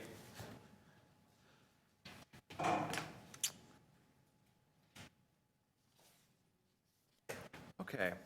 Thanks, Madam Chair, members of the committee. My name again is Jared Kolb, and I'm Executive Director of Cycle Toronto. I'm here today, of course, to talk about bicycle licensing. The city's reviewed bicycle licensing 3 times in the past, focusing on sidewalk riding as well as on bicycle theft. Councillor Holiday, and seconded, I think, by Councillor DiCiano as well, brought forward a motion to instead look at the development of it'd be network development around, issuing RFID tags to bikes, bicycle education, and raising revenues. I want to just unpack each of those things and talk about each of them.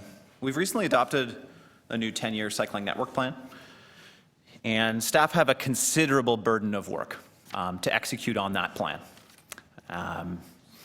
In addition, we're delighted, and I think many members of council as well are delighted with the recent news from the federal government funding up to $42 million over the next 2 years of our bicycle network, and that's in addition to the current plan, which funds $16 million for our bicycle network. What I'm trying to really drive home here is the point that our staff have a significant amount of work to do at present. Yes. Unbelievable. The second piece is around bicycle education. It's true. And bicycle licensing hasn't been found anywhere in the world to increase compliance with the law. Police already have the full powers of enforcement. If I'm riding, if I'm driving a car or if I'm riding a bicycle and I blow through a red light, I can be fined $360 regardless. So let's talk about raising revenue.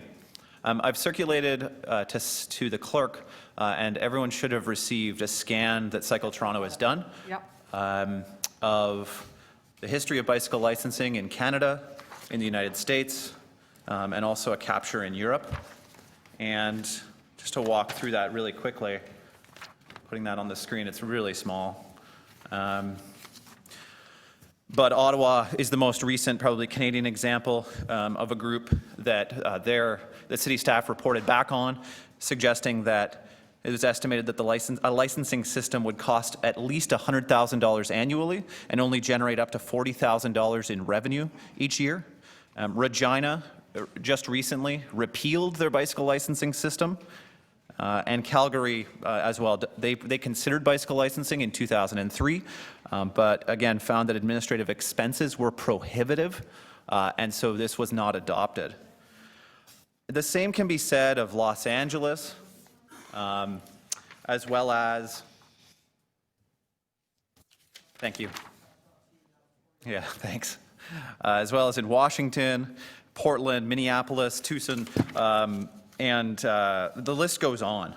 Again and again, administrative costs were determined to be significant, and that was a primary reason why the bicycle licensing system was either repealed or not adopted. From our perspective, we believe it prudent to keep staff focused on continuing to build out the cycling network, continue with the workload, the significant workload that they have, and not burden them with additional reports, especially in light of the evidence that suggests that bicycle licensing is not a significant way to raise revenue.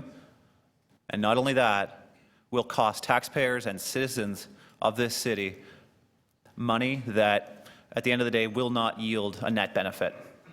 Thank you.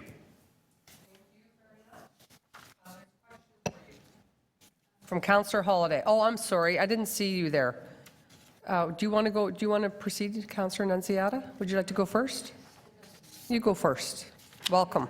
So your deputation was on administrative costs, okay? Rather than the administrative costs, do you not feel that safety for pedestrians and cyclists should be a priority for the city, and that there should be rules for cyclists as cars or anyone else on the city roads? Yeah. Well, there may be rules, but none of the Councillor Perruzza, please. I don't believe the cyclists. She's asking questions. That's her right. The cyclists are obeying the rules. So do you not believe that safety of pedestrians should be a priority and not the administrative costs? So is that not important to you? okay, so pedestrian safety, cyclist safety, and motorist safety is of the utmost importance, and it is of the utmost importance in many contexts. So, as an example, Cycle Toronto, we're just gearing up in partnership with the city to go out after dark and flag down cyclists that don't have lights on their bicycles, and with the police's help as well, educate them about the rules of the road, give them a free set of lights, and ensure that they can go safely on their way. We do believe that in the city of Toronto that we have a reasonable number of pedestrians, cyclists, and drivers who are not following the rules of the road. But in context, our perspective is that when it comes to pedestrians, cyclists, and drivers, it's often the bad apple that's ruining it for everyone. When we look at the evidence, what we see is that comprehensive education programs, especially in the school systems, work. A generation ago, we had a really strong bicycle education program in primary schools. We don't have that anymore. When we look at jurisdictions in Europe, we see that. I mean, the students that are in grade 6 get 3 weeks of bicycle education.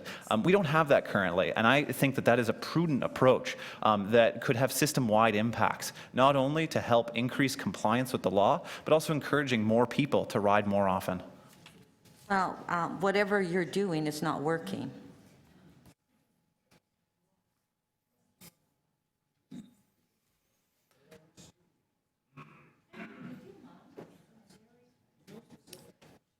Because you still have more, are you finished?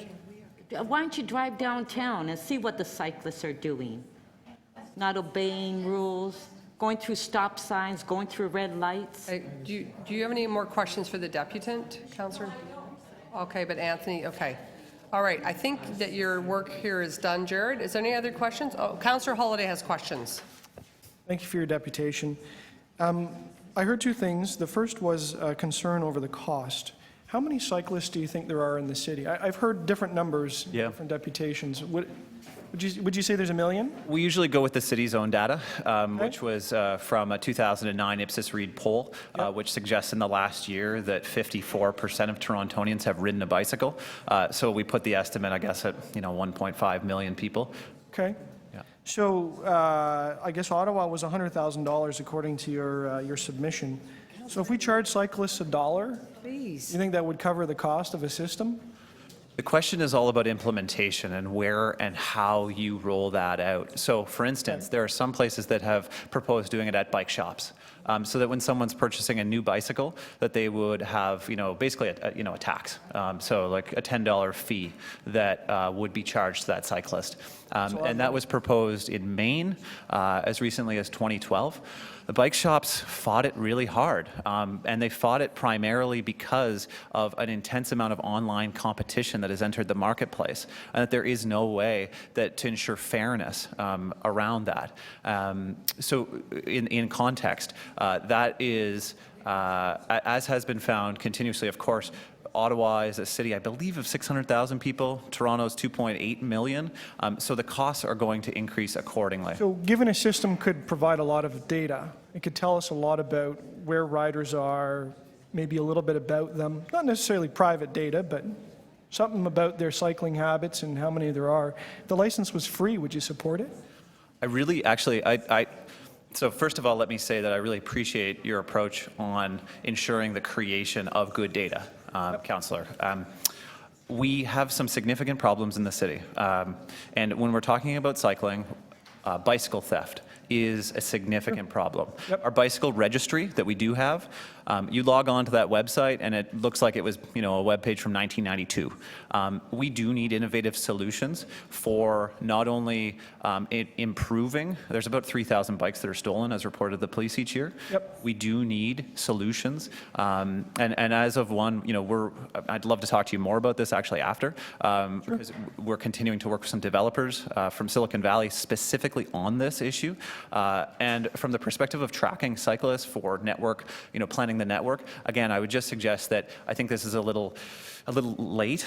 We just approved a 10-year cycling network plan, and I think in the future, finding ways to continue to work with, the bicycle user app that the city developed 2.5 years ago, to continue the rollout of that and to continue to track and build data is a good idea. I just don't think this is the time.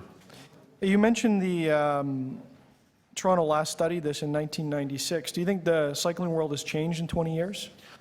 At that time, that was focused again on riding on sidewalks, and that was in a pre-amalgamated Toronto in context where in many parts of Toronto, that is currently Toronto, so in Etobicoke and in Scarborough and in North York, there were bylaws on the books specifically banning and fines associated with riding on sidewalks. We now have a harmonized bylaw which penalizes riding on a sidewalk. There's no question that a lot has changed since 1996, but that was part of the reason why we went and did our homework to try and draw up all of the international context in terms of what other municipalities are doing. I think we can learn a lot from the fact that, virtually unanimously, cities are have either repealed their bicycle licensing or never adopted it in the first place, and that administrative cost being a really key part of that. Do you think cycling clubs and organizations play a vital role in this city? I think that there is from an education perspective, that there is a role that we do need to play, both as advocacy organizations as well as riding clubs that are out just pursuing the pure joy of riding. As a part of that, we re-released our Toronto Cyclist Handbook with updated laws specifically related to cyclists this year in partnership with a variety of riding clubs and the City of Toronto, and printed over 100,000 copies in 13 languages that are available in libraries and community centers right across the city. And so from our perspective, I think there's a lot more that we can do in terms of education on trail etiquette. I know in South Etobicoke, that is something that I'm almost out of time, often. but if we found a way to get everybody to join a club as part of a distribution system, do you think that'd be a good thing? I guess it depends on what the club is. Cycling club. Join a cycling club, get a license. You think that'd be good? I don't know. We'd have to talk about that further. Thank you. Yep. Thank you very much. Thank you for coming down and giving your deputation. So do you feel that current enforcement of cyclists who are not following the rules is sufficient? I guess when we're looking at the Toronto Police, they are often executing blitzes, and so they're doing enforcement in blitzes, whether it be tag and tows with motor vehicles that are parked in curbside lanes, whether it's cyclists that are blowing through red lights, or a whole variety of other issues. And so we know that the City of Toronto's police is executing blitzes on these issues. We do see that there are issues with scofflaw cyclists who are blowing through red lights, and we strongly believe that that those cyclists should be ticketed to the full extent of the law. That's dangerous behavior. Our perspective on enforcement is that it's sufficient. Could the police be doing more? Sure, yes, but it's sufficient, I would suggest. The police, with that said, could always be doing more. It's a question of resources. Right. And do you know cyclists who have been ticketed? I do. Yep. Yes. Not yourself. I actually have been. I have been.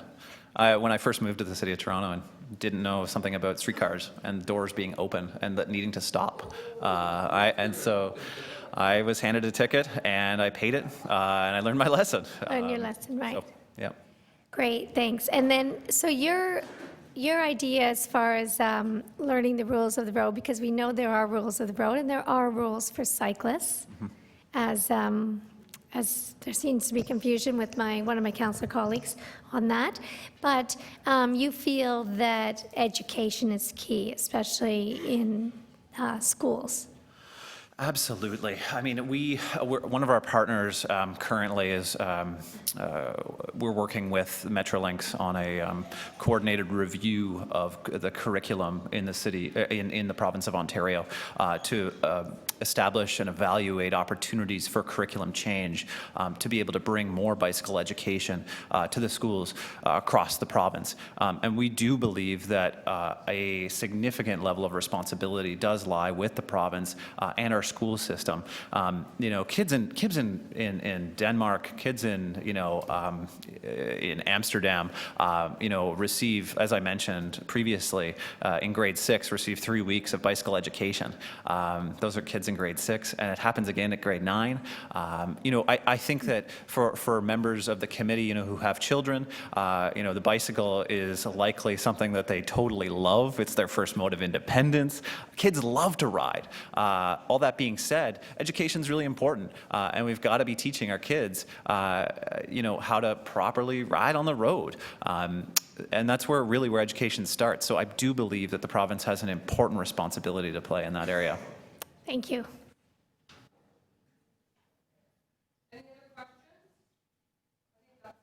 Thank you very much. We're going to move to our next speaker, which is Derek Moran. Welcome, Derek. You've got 5 minutes. After this, we have 2 other deputants. I acknowledge and accept the subscribed oath that everyone took to be a trustee of mine pursuant to Section 4 of the Public Officers Act. So I just have some things regarding the law that I require of all of you to take notice of. This is something from out of the annotated Ontario Highway Traffic Act text in regards to licensing. Field versus Supertest Petroleum Corp., Jenner versus Pellin. A license is not a certificate of the fitness to drive or skill of the holder, and not having a license is not a material fact upon which a plaintiff may rely in a negligence action. A pleading to that effect will be struck out. The first definition given for license in the Dictionary of Canadian Law is the permission given to do something which would otherwise be unlawful. So a license is permission to perform an illegal, unlawful act. But before something can be licensed, it first has to be declared illegal. So right now, riding a bike in this common law jurisdiction where the rules of equity apply also is lawful. Once, if the City of Toronto passes a bylaw that says anyone who wants to be able to ride a bike will have to have a license first in order to do it, then not having a license would make it illegal then to ride a bike. Okay, well, let's put this into perspective by using the example of a lawyer who needs a license in order to do what they do. So if a license is permission to perform an illegal, unlawful act, then one has to wonder what exactly is the illegal, unlawful act that a lawyer is performing that requires them to have a license in order for them to be able to perform it. No matter, excuse me, they probably head down to the Law Society after graduating from law school and say, I just graduated from law school and I need a license now so I can be a lawyer. Law Society probably says, okay, that'll cost you this much amount of money.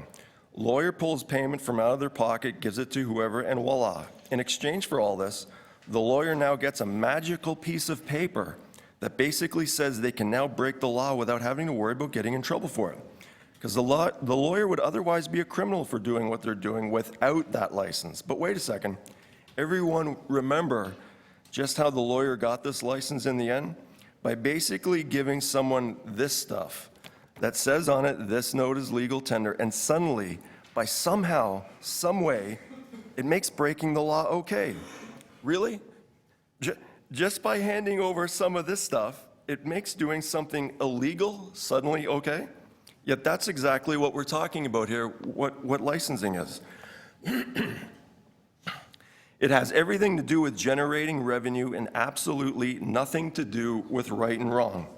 So just some other things to keep in mind before the City of Toronto heads down this path. McCutcheon and City of Toronto, 1983, Ontario High Court of Justice said, by virtue of Section 52.1 of the Constitution Act 1982 and Section 32.1 of the Canadian Charter of Rights and Freedoms, municipal bylaws are subject to the Charter. Eldridge versus British Columbia Attorney General, Supreme Court, 1997. There is no doubt, however, that the Charter also applies to action taken under statutory authority. The rationale for this flows inexorably from the logical structure of Section 32. As Professor Hogg explains in his Constitutional Law of Canada, action taken under statutory authority is valid only if it is within the scope of that authority, since neither Parliament nor a legislature can itself pass a law in breach of the Charter. Neither body can authorize action which would be in breach of the Charter. Thus, the limitations on statutory authority which are imposed by the Charter will flow down the chain of statutory authority and apply to regulations, bylaws, orders, decisions, and all other action, whether legislative, administrative, or judicial, which depends for its validity on statutory authority. The sentiment of Lord Atkin in speaking of a constitutional prohibition addressed solely at the legislative branch is also apposite. The Constitution, he wrote, is not to be mocked by substituting executive for legislative interference with freedom. Right now, it's free for everybody to ride a bike. You're going to pass what Lord Atkin just referred to as legislative interference, which is going to impede that freedom. So I spoke about this with Marco Mendocino about Peter Hogg's clarification of Section 32.1 of the Barber Farm Library consultation regarding the police, that acts and statutes only apply to government employees, and he acknowledged me to that. Yes, he knew what I was talking about. Okay, thank you very much. And you're right on time. Any questions? Seeing none, we're going to move to our next speaker, is John Sprague. John, are you here? I'm here. Oh, excellent. Welcome, John. If you make your way to the seating area. And are you going to do a slideshow, or? Yes, I am. So do you need a bit of help? I don't think so. I see an RGB feed right here. Okay, so you're all and that's set. what I need, so Now, I may have to eat those words in 30 seconds. All right, that's okay. We've got somebody who can assist if you need it. Okay. Okay, let's see now. I think it's- yeah. Right.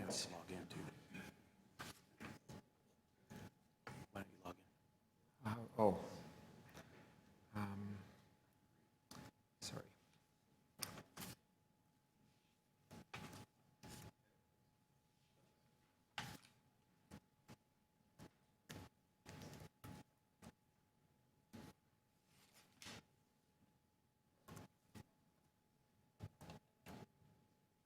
Okay.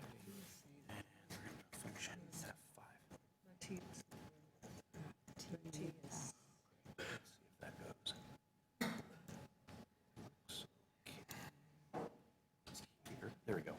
Okay. Your presentation.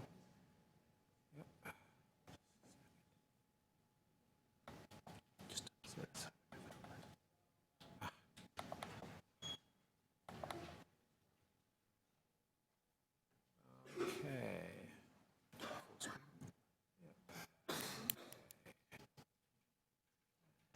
There needs to be some type of. Actually, it's LibreOffice. Similar thing. Here we go. Okay. Sorry.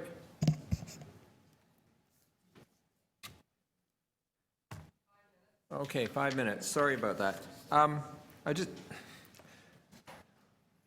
The licensing system before this committee, some aspects of it very clearly contemplate a new tax. In effect, it contemplates, or at least imagines, an increase in taxes on the vast majority of Toronto families who keep and ride bicycles for one purpose or another. Now, personally, I don't think this is very prudent because as a tax, it comes with the possibility for an escalator, an increase, a very substantial increase on the tax burden for the average family. And that possibility of an increase is baked into the concept. And to see why, I'll just go to the next slide. It's a transportation tax. Now, I can conceive three major reasons for a transportation tax to exist. One of them is cost recovery. The common justification for transportation taxes is various forms of transportation produce wear and tear on our common infrastructure, and it's only fair that those who produce these effects take responsibility for them and pay for the upkeep of whatever part of the infrastructure it is that they use. That doesn't work very well with bicycles because bicycles do not produce a substantial amount of wear and tear on the roads. A car weighs 25 times what a bicycle carrying a cyclist weighs, and you can look this up, but cars do over 25,000 times as much road damage. They cause 25,000 times as much wear and tear as a cyclist does for the same amount of use. Another possible justification for the transportation tax would be facility use, would be to control facility use. We see this in such things as congestion charges, for example. They manage facility usage. They place a tax on the facility so that people think twice about using too much of it. That doesn't work here very well either because cars take up 30 times as much road space as bicycles based on a car safely operated at the speed limit. Toronto does have a major congestion problem. I can say with pretty complete confidence, bicycles aren't causing it. Finally, we come to the ability to pay issue. This one is a little murkier because a lot of cyclists actually do have the ability to pay a reasonable tax, but not all cyclists do. And a bicycle is one of the few means of transportation that is available to just about anybody, no matter how bad their financial situation. Running a car costs between 30 and 50 times the cost of running a bicycle. So in its essential nature, a bicycle tax is in principle a regressive tax. Now, what that really works out to is that if you establish a bicycle license with a licensing fee, which amounts in not only in effect but in principle to a transportation tax, that produces, as I said, a baked-in argument for extending it to cars. The public cost argument, cars produce more cost to the public from their operation, very substantially more than bicycles do. Facilities usage, cars take up a lot more room. Equity, poor people can afford to run a bicycle a lot more easily than they can run a car. In fact, I once saw a study that said that a substantial proportion of the very, very poorest people in the world have a bicycle as part of their family assets. And not only that, the proposal has an escalator with a specific number baked into it. The public cost of cars, the facilities usage of the cars, the individual cost of car ownership all argue for a tax rate for automobiles of 25 to 30 times the rate for bicycles. Now, unless you want to see a significant civic tax on motor vehicle operators, a transportation tax on bicycles does set a very risky precedent. And finally, I am also going to address the issue of licensing. It is reasonable for this city to tax bicycles. I've made the case for not doing it, but you can disagree. But you can't license bicycles for the same reason the city can't license printing presses or houses of worship. Basic mobility is a human right.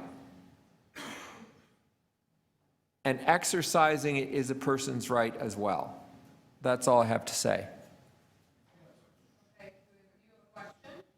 Councillor Holliday. Thank you. Really interesting facts, especially at the start, and I don't disagree with them, but you talked a lot about taxes, and you referred to a licensing scheme before us and inferred that there was a price. I don't know if I'm missing a report. Did you see something I didn't? I don't think we've even discussed the cost of what it could be if it's a tax on the bicycles or if it's, as the report requests says, a permit, a license, or a registration.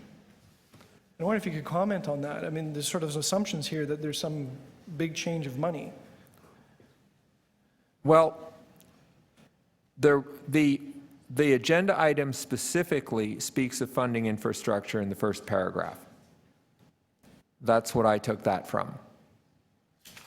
The second thing is there are three things here. There is registration.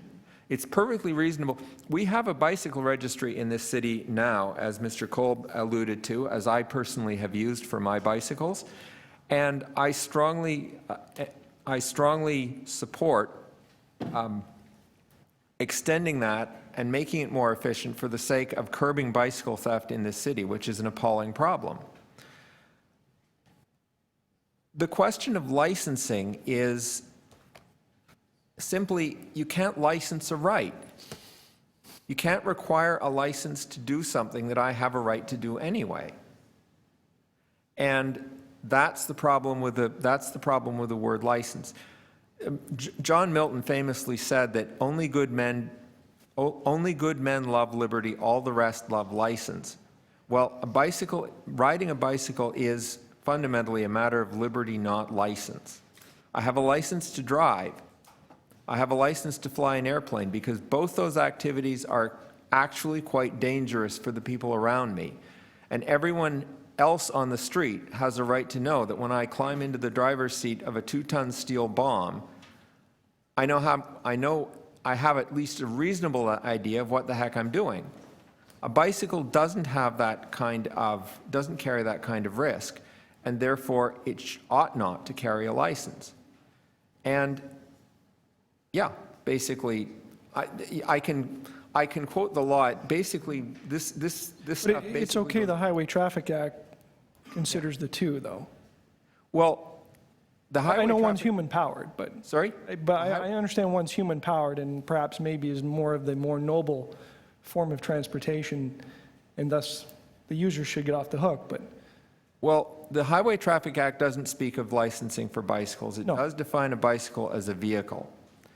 But the fundamental right is defined in the Canadian Constitution under well, first of all, life, liberty, and security of the person, but more specifically under the section that deals with the Great Writ, the right of habeas corpus. This is something which virtually every democratic constitution upholds.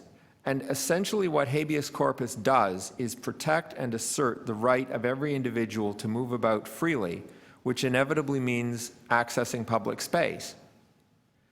And if you take away my right to move through public space, you've taken away my right to move, and I have the right to remedy by the Great Writ. fair enough. Can I ask you something different? You talked a little bit about the merits of the registration system. We have our city cycling app that gathers data right now about people and I use it. Right. I've got it on my phone here. What if we extended that so that every person used it?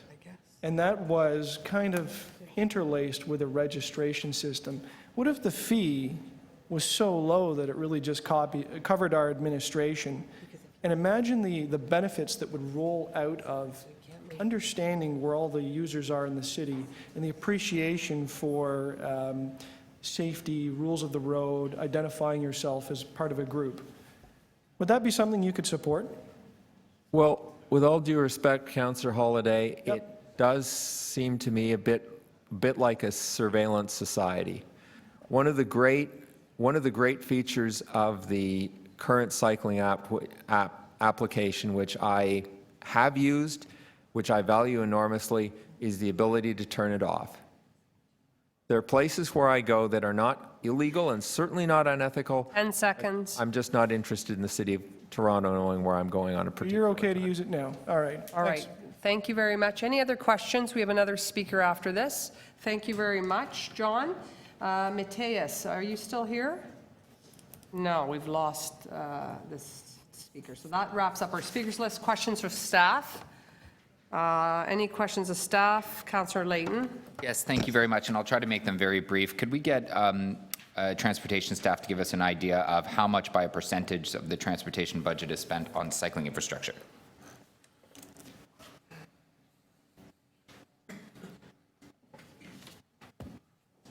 Is it safe to say under 1%? It would be a small amount. Under 1%.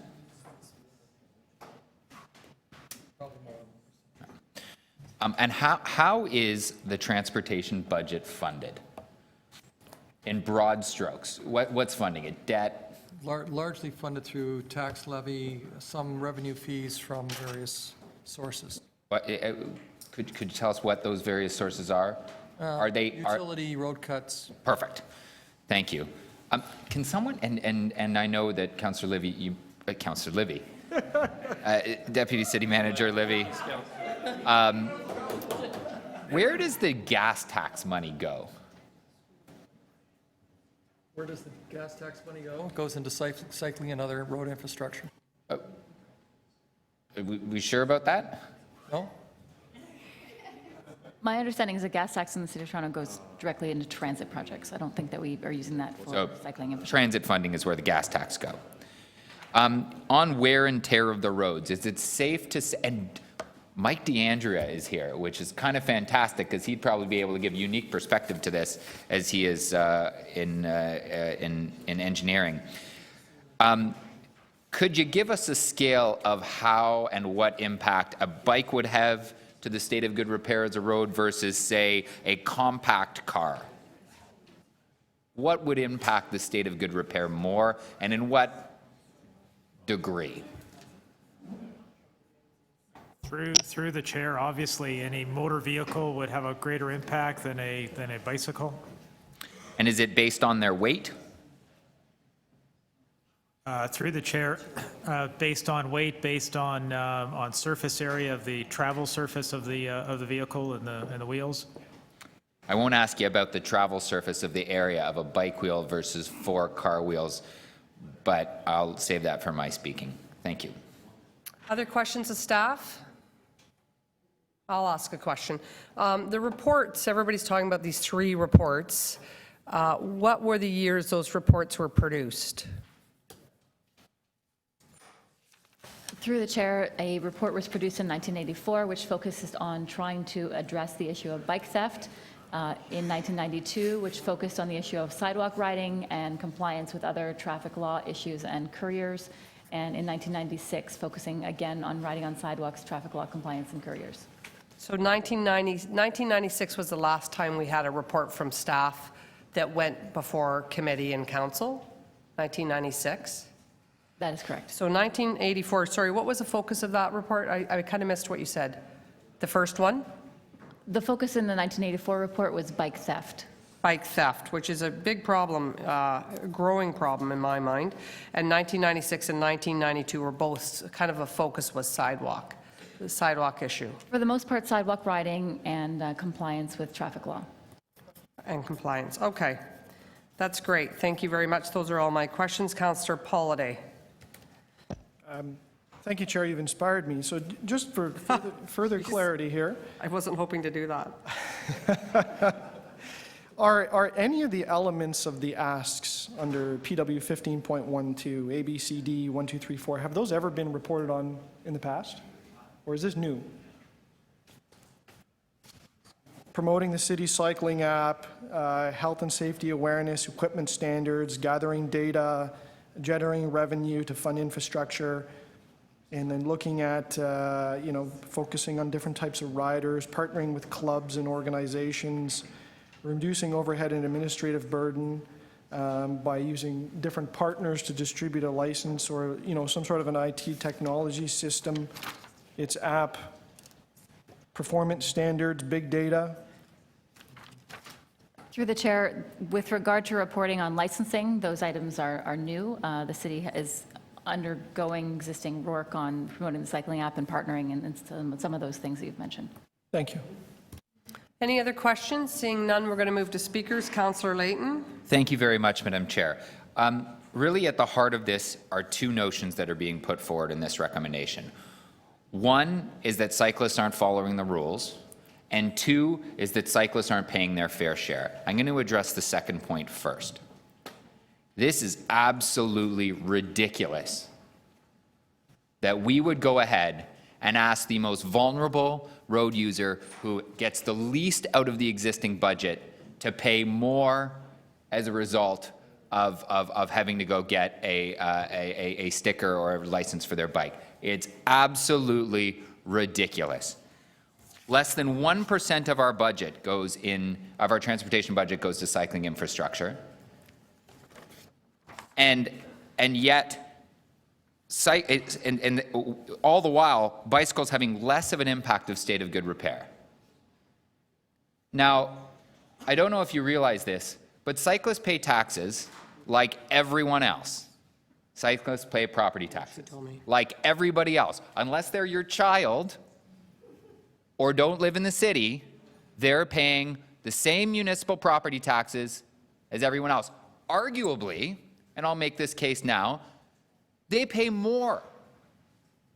And also, that's making 2 assumptions. One is that the number of daily cyclists are higher downtown than out of the downtown core, and given the level of property taxes and the way our silly property tax system works, they would pay a greater percentage. And then the second point is the way, if we assume that cyclists represent more renters than owners and live in more multi-unit buildings than others, then they pay more as a percentage because of the way our tax levels work. So the notion that cyclists aren't already paying more than they should be is absolutely absurd. To the first point about following the rules. I'm one of those cyclists that follows every rule. I put my foot down at every stop sign. I walk my bike when it needs to be on a sidewalk. I lock my bike out of the way of all other traffic, and I stay in my lane and I make all my signals. I know I'm not. I know I'm perhaps an anomaly. There are those that don't. There are also drivers and pedestrians that don't. So if we go down this path, Are we going to start licensing pedestrians? That's one question of mine. Are we going to start licensing pedestrians? Because arguably everyone on the road isn't following all the rules they should, but they should. And we shouldn't let them off the hook for this. That's why in the last term of council, we passed at Public Works Committee a request to the province to add into the curriculum, both in elementary school as well as in the driver's education curriculum, cycling. And add it in because other jurisdictions are doing this. Know what other jurisdictions aren't doing? Getting licensing for bicycles. And we heard that from a previous deputy. Because where they've tried it, they've repealed it. And in areas where they've introduced the notion, they've said, no, we think we're going to take a better tact. So thank you very much. I won't take up any more of your time. Okay, thank you. Other speakers? Who would like to speak next? It doesn't matter. Whoever would like to go next. Okay, so I have a motion, and I'd like to defer this item sine die indefinitely. And Councillor Layton stole my word of ridiculous, so I will use preposterous. Enough is enough. We've studied this over and over again. We've come up with the same conclusion. Why are we beating a dead horse? Enforcement exists already, and cyclists are being ticketed already, and for their infractions, and so they should. And I tell you, I get frustrated with cyclists, as a cyclist myself, when I'm biking down the road and I stop at the red light and I see cyclists blow through that red light, or I see cyclists, I'm in the bike path and the cyclists are whipping down the road when we spent all that money to put in the bike path. So I feel the other councillors' pain with cyclists who break the rules. I try and yell after them to obey the rules. But there are also drivers who break the rules and pedestrians who break the rules, and drivers, including the driver who hit me and knocked me off my bike when I was biking down Woodbine a few years back. So I think let's get rid of the negative, let's go positive, let's focus in on education. That's where we need to go. We've been doing a bit of that, we can always do more of that, and let's forget about this once and for all. Thanks. Okay, Councillor Holiday, you're next. Thank you, Chair. I'd like to, of course, move what the recommendations are in the report and add some comment to that.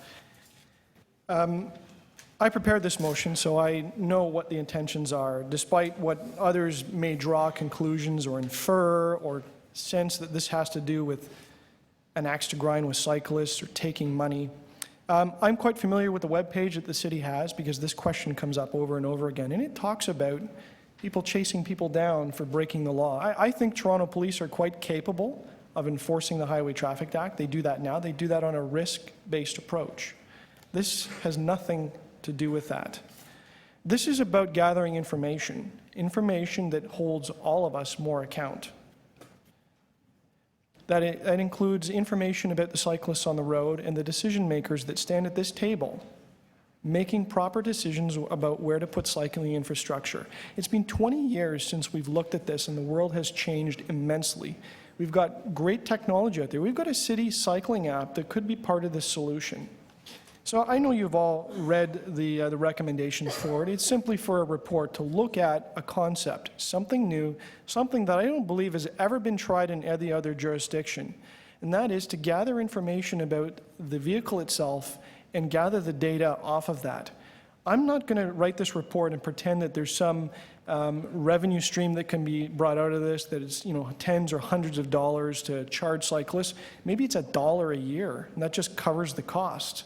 We heard, it's 1.5 million cyclists in this city. Perhaps that's plenty of money to cover the cost. I look at other ideas about how we distribute things like licenses. So you look at the tag system that we use for solid waste for garbage bags. We sell them through Canadian Tire. A little tag you put on the bag produces a little bit of revenue for us, helps us understand how much we're selling and where it's going. Why couldn't we sell these through retailers? Why couldn't we sell them through clubs and organizations? Maybe they can make a bit of money off of the resale of licenses and gather some members into the group and talk to them about cycling. Maybe we can set it up through the app that if you cycle so many kilometers a year, your fee is waived. I don't know. Maybe you get money back. I don't know. But what I do know is this can give us tremendous amounts of information about where people are in the city. And I mean this on an aggregate basis. I don't care about individuals and private information. On an aggregate basis, where the cyclists are in the city, where they go on a daily basis, and gives us opportunity to plan the costly infrastructure that we install. That cycling app is great. The problem is nobody uses it. Maybe this is a way to direct people into that funnel to start using the app more. Maybe if you purchase your license through the app, it's even cheaper. All I know is there's about 1,000 different ways to deliver this, and all I'd like to do is give our capable city staff the ability to provide comment on that and provide some ideas. But I talked about this, and I strongly believe that this does not have to be red tape or administrative burden. In 2016, we've got technology to deliver these things. We've got this online system. We've got a precedent in the city about distributing our tags through retailers that we don't even have to be involved in. This has, as I've stated, has nothing to do with policing. It's stated right in the app that way. That system is already out there and it's dealt with. I'd like some comment back about revenue generation. So if it only costs us a few pennies to deliver this, maybe there's a small margin that can be brought back to reinvest in cycling infrastructure, not put into general revenue. I think that's worth looking at. And I think there's a balance in that to understand making this not cost prohibitive. And the last thing I'd want to do is deter people from cycling in this city. I cycle myself. I don't mind paying a small fee on top of my $1,000 bicycle to have it registered and have all of that payback in terms of the information that can be garnered for decision makers. Yes, maybe something that can be done to curtail theft. And you know what? Maybe there's an ID number on my bicycle, and I'll remember that when I'm riding down the street and I do something wrong, that I'm no longer anonymous, just like drivers are not anonymous. That somehow, somewhere, my name is attached to that bike and my name is on it. And that might make me stop and think. It might make me make sure that I wear my helmet and I use my light at night and that the bell works on my bicycle. I hope my colleagues on this committee will think about that this isn't a cheap shot at trying to enforce the rules or get people off the sidewalk. It's not a cheap shot about trying to gouge money out of people, but it's a way about modernizing our government and finding potential sources of information out there to help us as decision makers, to lift the bar on so many aspects in terms of safety and in terms of having better cycling infrastructure in this city. Please think that through. I think this is an innovative approach. And at the end of the day, it is simply a report request. It is not a licensing discussion at this point in time. We are way ahead of that. Anyhow, thank you. Thank you very much. Any other speakers? Councillor Perruzza.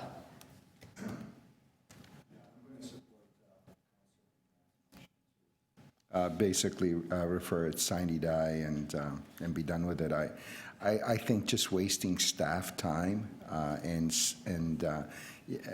spending that kind of money on just some redundant review that basically doesn't really do anything.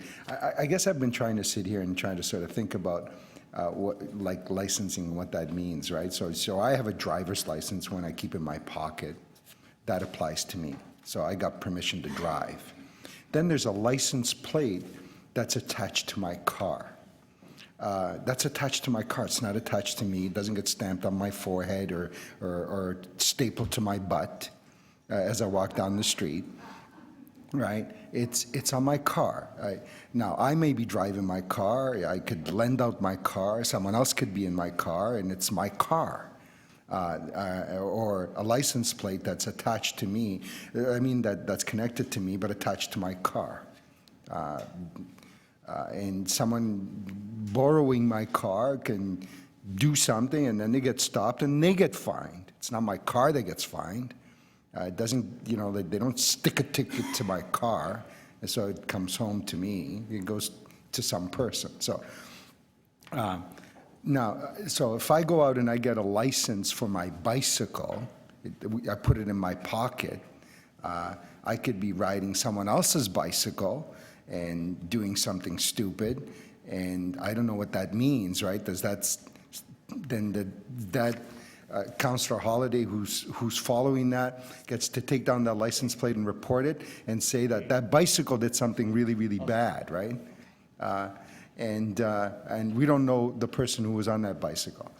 Or conversely, I could go to some place and have them devise a contraption for my carbon fiber, 17.4 pound bicycle, which I like to keep really light and quick, and I don't know what that would look like. I don't know where you'd staple that license. I mean, you wouldn't be able to put it on the back of the seat. You'd have to make something for it. It'd be a little bit of a parachute, as I'm heading away, because it's dragging you back.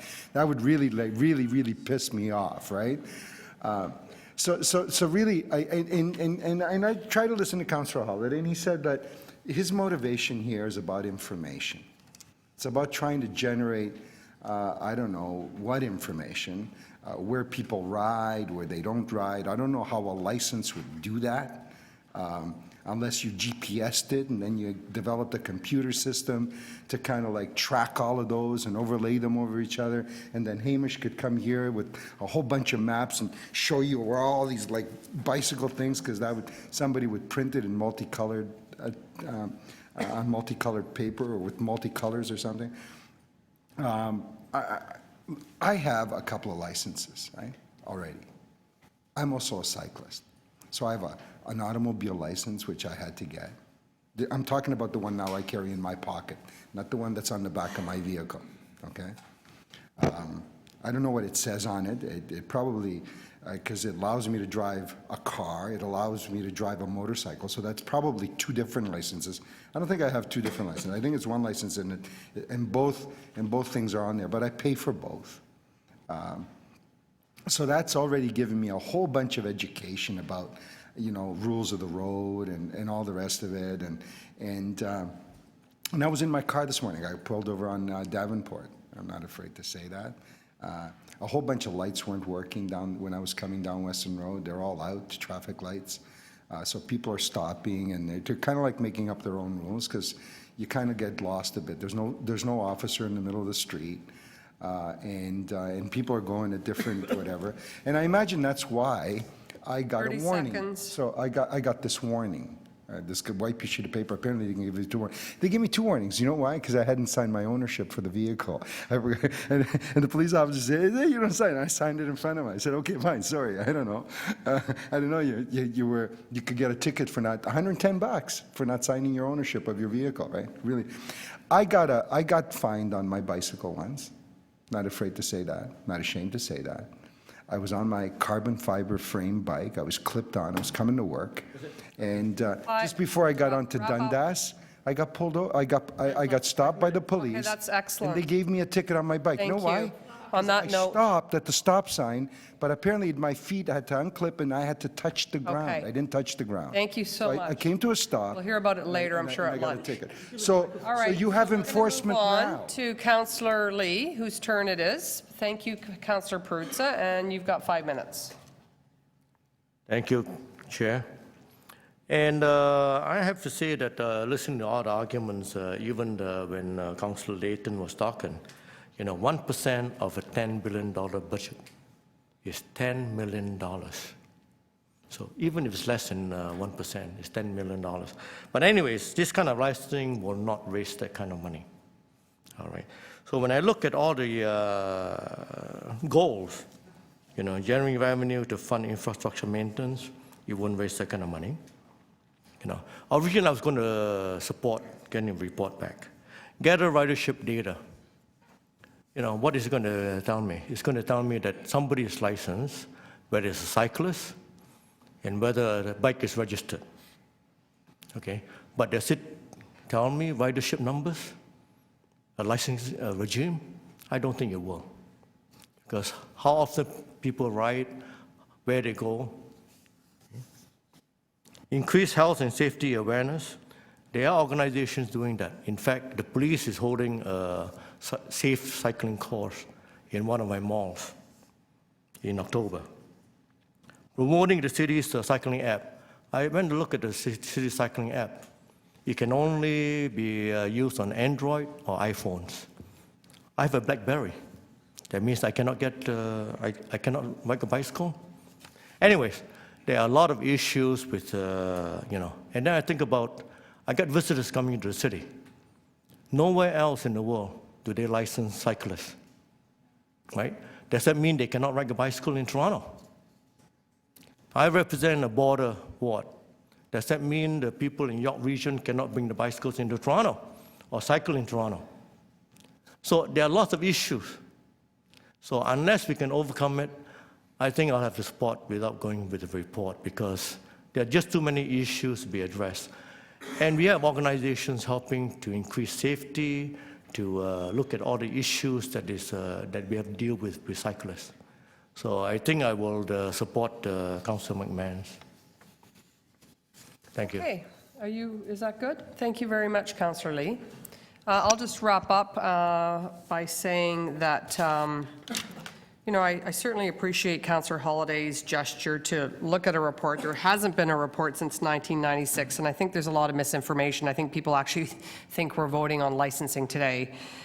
It was simply a report request for more information. And as you heard staff indicate, 1984, 92, the last report was 1996. That's quite a while ago.